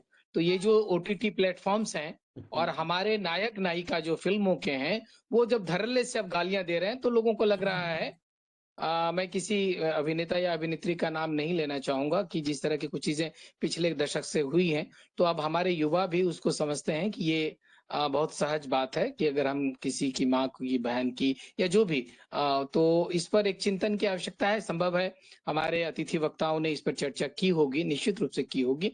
तो ये इस बात की ओर हमें निराशा हुई है और हम चाहेंगे कि इस पर भी अगले कार्यक्रम में माननीय संजीव भानावत सर अगर एक कार्यक्रम करें कि OTT प्लेटफॉर्म का योगदान है। OTT छोड़िए, राजनेता भी गालियां देने लग गए, चाहे वो पक्ष के हैं चाहे विपक्ष के हैं। हाँ बिल्कुल बिल्कुल बिल्कुल, वो उनकी गालियां और वो रिकॉर्डेड है। वो हाँ रिकॉर्डेड है यहाँ, अब हाँ नाम लेने की आवश्यकता नहीं है। हाँ कई हाँ ऐसे हैं हमारे शीर्षस्थ नेता हैं, बिल्कुल उनके मुंह से वो चीजें निकली हैं। हाँ तो ये जो एक तरह का विघटन है सर, हाँ ये तो हम सामाजिक विघटन मानेंगे। बिल्कुल तो और ये हमें कहाँ ले जाएगी, ये इसका एक छोटा सा नमूना जंतर मंतर पर हमने देखा कि क्लास 10 में पढ़ने वाली लड़कियां, 6-7 में पढ़ने वाली लड़कियां खूब आराम से वो गालियां दे रही हैं। तो इस पर थोड़ी चिंतन की आवश्यकता है। लेकिन जो परिदृश्य बना है सर, उभरा है, उस पे खासतौर से सोशल मीडिया ने बहुत योगदान किया है। और वो अलग बात है कि ये जो गोदी मीडिया और भी चीजें हैं वो पहले से चर्चा में है, लेकिन जो रिपोर्टिंग हुई है, और यही कारण है कि सरकार को इस दिशा में अपनी दशा स्पष्ट करनी पड़ी, क्योंकि हमारे जेनजी में वो शक्ति है, वो पावर है, और वो भारत देश को, भारत राष्ट्र को कोई भी नई दिशा प्रदान कर सकते हैं। तो ये तो इन्होंने प्रूव कर दिया, युवा शक्ति ने ये बता दिया कि अगर वो हम चेतना लौटेगी तो निश्चित रूप से हम नेतृत्व प्रदान करेंगे भारत राष्ट्र को। जी जी, चलिए बहुत बहुत महाराज जी, धन्यवाद सर। बहुत बहुत धन्यवाद आपका भी। हाँ जी, और एक इसी बात के जो साथ मुझे और लग रही है कि मैं आपसे शेयर करूं हाँ कि अभी जी सोशल मीडिया के इस दौर में हम लोग खबरों के सिर्फ उपभोक्ता नहीं है, बल्कि उसके प्रसारक भी हैं। बहुत सारी खबरें जब हमारे पास आती हैं तो हम एक क्लिक के जरिए इधर उधर उसको फैलाते हैं। उसमें पता नहीं कितनी सच है, क्या है, तो कोई तथ्य भी है या अफवाह है। तो ये एक बहुत बड़ी जिम्मेदारी भी मेरी समझता हूँ कि जो नई पीढ़ी के पत्रकार हैं तो उन पे जिम्मेदारी भी है कि सोशल मीडिया की इस रफ्तार के साथ साथ वो विश्वसनीयता और उसकी तथ्यपरकता पर भी उतना ही गौर करें और इसको पहले से ज्यादा मजबूत बनाएं। मैं समझता हूँ ये इम्पोर्टेंट बात है। चलिए इन्हीं शब्दों के साथ इस चर्चा को बस अपन यहाँ सर एक चीज सिर्फ एक सेकंड हाँ में, हाँ हाँ मैं हाँ बस सिर्फ एक बात कह दूं। एक्चुअली क्या है सर, सोशल मीडिया में जो समाचार की बात है, उसमें आप देखिए कि एक तो समय का ये नहीं रहता है कि ये वीडियो कब का है, कहाँ का है, कब रिकॉर्डिंग की गई थी। अभी क्या है कि कुछ पुराने वीडियोस भी लोग इसी में वो चला रहे थे। वो भी चल अब लोग इतने कंफ्यूज हो रहे थे कि ये कब हो गया ये करो। और वो कहाँ का वीडियो है। तो इसलिए ये एक जो जिसकी बात सर अभी कर रहे थे, माननीय श्याम सर कह रहे थे, तो ये एक बहुत बड़ा चैलेंज है कि ये वीडियो इस पे सरकार को भी सोचने की आवश्यकता है और इस पे विचार होने की आवश्यकता है कि ये वीडियो कब रिकॉर्ड की गई और कब रिलीज किया गया। अब घटना अभी जो पिछले दिनों की है और हम वीडियो 6 महीने पहले का भी लगा रहे हैं और लोग को समझ में नहीं आ रहा है कि यार ये क्या हो रहा है। सही। तो ये बहुत जरूरी है सर, इस पर गंभीर चिंतन की आवश्यकता है सर। और वो किसी दूसरे देश का या दूसरे शहर का भी हो सकता है। जी जी जी, बिल्कुल बिल्कुल। और ये हो भी वीडियो रहा हो। था हाँ, कि हाँ, घटना कहीं और की है, वीडियो कहीं और का लगा के। और एक तो घटना मुंबई की थी जिसमें बच्चों ने वो उनको खोल दिया, वो पीछे से आपको शायद याद होगा, देखा होगा अगर आपने कि बच्चों को पकड़ के पुलिस ले जा रही थी बस में, और वो घटना मुंबई की थी, उसको खोल दिया गया। कई एंकर ने उसको पटना का बताया सर, और वो कहा कि देखिए बिहारी कितने ऐसे हैं और बिहार में इस तरह की चीजें हो रही थी। मुझे बहुत हंसी आई, किसी ने प्रतिक्रिया भी नहीं दी। वो घटना मुंबई की थी और वो लोग पटना और बिहारी के नाम पे उसको खूब चला रहे थे। सर तो ये सर एक बहुत गेट था जो तोड़ दिया था, ब्लैक कलर का काफी बड़ा सा गेट था, उसका हाफ पार्ट उन्होंने धक्का मार के तोड़ दिया था, देखा था हाँ मैंने। वो भी, और जो बस का गेट पीछे से खोला गया था, हाँ वो राइट, घटना मुंबई की थी। हाँ वो जी जी मुंबई जी। और सही। अपने लोगों को नीचे उतारा गया था। ऐसे ही जो ये ब्लड डोनेशन का आता है कि वो बीमार है, वो अब कितने साल से बीमार है, कितने महीने से बीमार है, कब का वीडियो है, कोई डेट नहीं, कुछ नहीं, वो होते रहते हैं सब। बच्चा खो गया तो वो मिला नहीं मिला, कुछ नहीं पता। तो ये तो खैर चैलेंजेस हैं ही उसके साथ के बहुत। तो चलिए इस चर्चा को अपन विराम देते हैं और आभार प्रदर्शन के लिए मैं निवेदन करूंगा प्रियंका जी से कि एक बार वोट ऑफ थैंक्स प्रपोज करें। Respected honorable speakers, eminent speakers, distinguished guests, and faculty members, and all the participants who have been gathered with us, as we come to the end of our webinar, it's my privilege to propose vote of thanks on behalf of Bharatiya Vidyapeeth and Communication today. So today's webinar on Jantar Mandir Andolan, social media, मुख्य धारा और media का जो role है उसके ऊपर बातें की, जहां जैसे बहुत ही रेलेवेंट टॉपिक्स पर हमने डिस्कस किया, वैल्यूएबल इनसाइट शेयर किया, हमने बात की किस तरीके से जो मीडिया है उसने बैलेंस तरीके से बताया कि किस तरीके से जो सोशल मीडिया है वो अपना पब्लिक ओपिनियन को शेप दे रहा है। बहुत सारे ऐसे लोग हैं जिनके दिमाग में ऐसा था कि Modi is the best, Modi is the best, but after looking at the video वो वहां गए नहीं है, बट स्टिल वीडियोस देखने के बाद उनकी जो मेंटालिटी है उसमें चेंज आया, उनकी पब्लिक ओपिनियन में चेंज आया। तो this is the power of social media. जहाँ कि हम ये भी माना जा सकता है कि मेन स्ट्रीम को एक पीछे करते हुए सोशल मीडिया ने अपनी एक बहुत अच्छा रोल और स्पेस ले लिया लोगों के माइंड में। अब ऐसा है कि हम टीवी देखें या ना देखें, हम सोशल मीडिया से लाइव अपडेट्स ले रहे थे what is going on in the protest. ठीक है, बहुत सारे लोग टीवी के पीछे नहीं भाग रहे थे।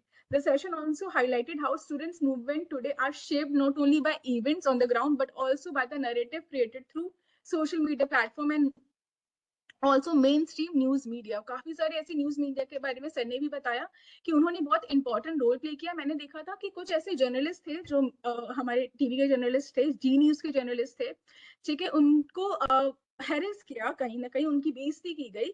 लेकिन उसी प्रोटेस्ट में जहाँ पे उनकी बेइज्जती की गई, बाद में जब उन्हें रियलाइज हुआ कि उस जर्नलिस्ट ने अपनी डिग्निटी मेंटेन की और अपना वो काम कर रहा था, उसी प्रोटेस्ट के अंदर उनको वापस से बुलाया गया और उनको ऑनर फील कराया गया, उनको थैंक्स बोला गया, उनको ग्रेटिट्यूड प्रेजेंट किया गया। तो कहीं ना कहीं ये बहुत अच्छी बात है कि जिस जेनजी को हम ये बोलते हैं कि वो बहुत बदतमीज है, कहीं ना कहीं उनमें वो ग्रेटिट्यूड है और वो सेंसिटिव हैं towards emotions, toward their culture as well. So I would also like to extend my heartfelt gratitude to all the speakers for sharing their valuable insight, practical experience, and balanced perspective on this subject topic. Your thoughts-provoking ideas have enriched our understanding and also evolving relationship between social media, journalism, and public discourse as well.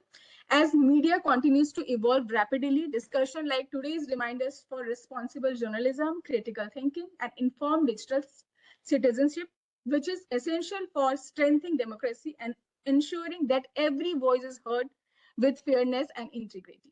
I would like to conclude by quoting a quote by Nelson Mandela, sir. Education is the most powerful weapon which you can use to change the world. So, अगर आप educated हैं तो आप world को change कर सकते हैं, अगर आप अवेयर हैं तो आप वर्ल्ड को चेंज कर सकते हैं, अगर आपके पास अपना ओपिनियन है तो you can change the things. और by this I would like to conclude my webinar. Thank you so much, special thanks to Banawal sir and professor MN Huda sir, because they are the strongest pillar और जिनकी वजह से हम इतने सारे information के बारे में डिस्कस कर पा रहे हैं और अपने इन्फॉर्मेशन को और एड ऑन कर पा रहे हैं।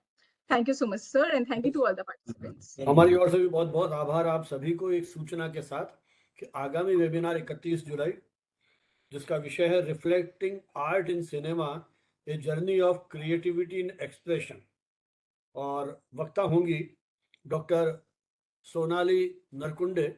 ये इंदौर में जो देवी अहिल्या विश्वविद्यालय है वहाँ मास कम्युनिकेशन डिपार्टमेंट की हेड के रूप में अभी काम कर रही हैं।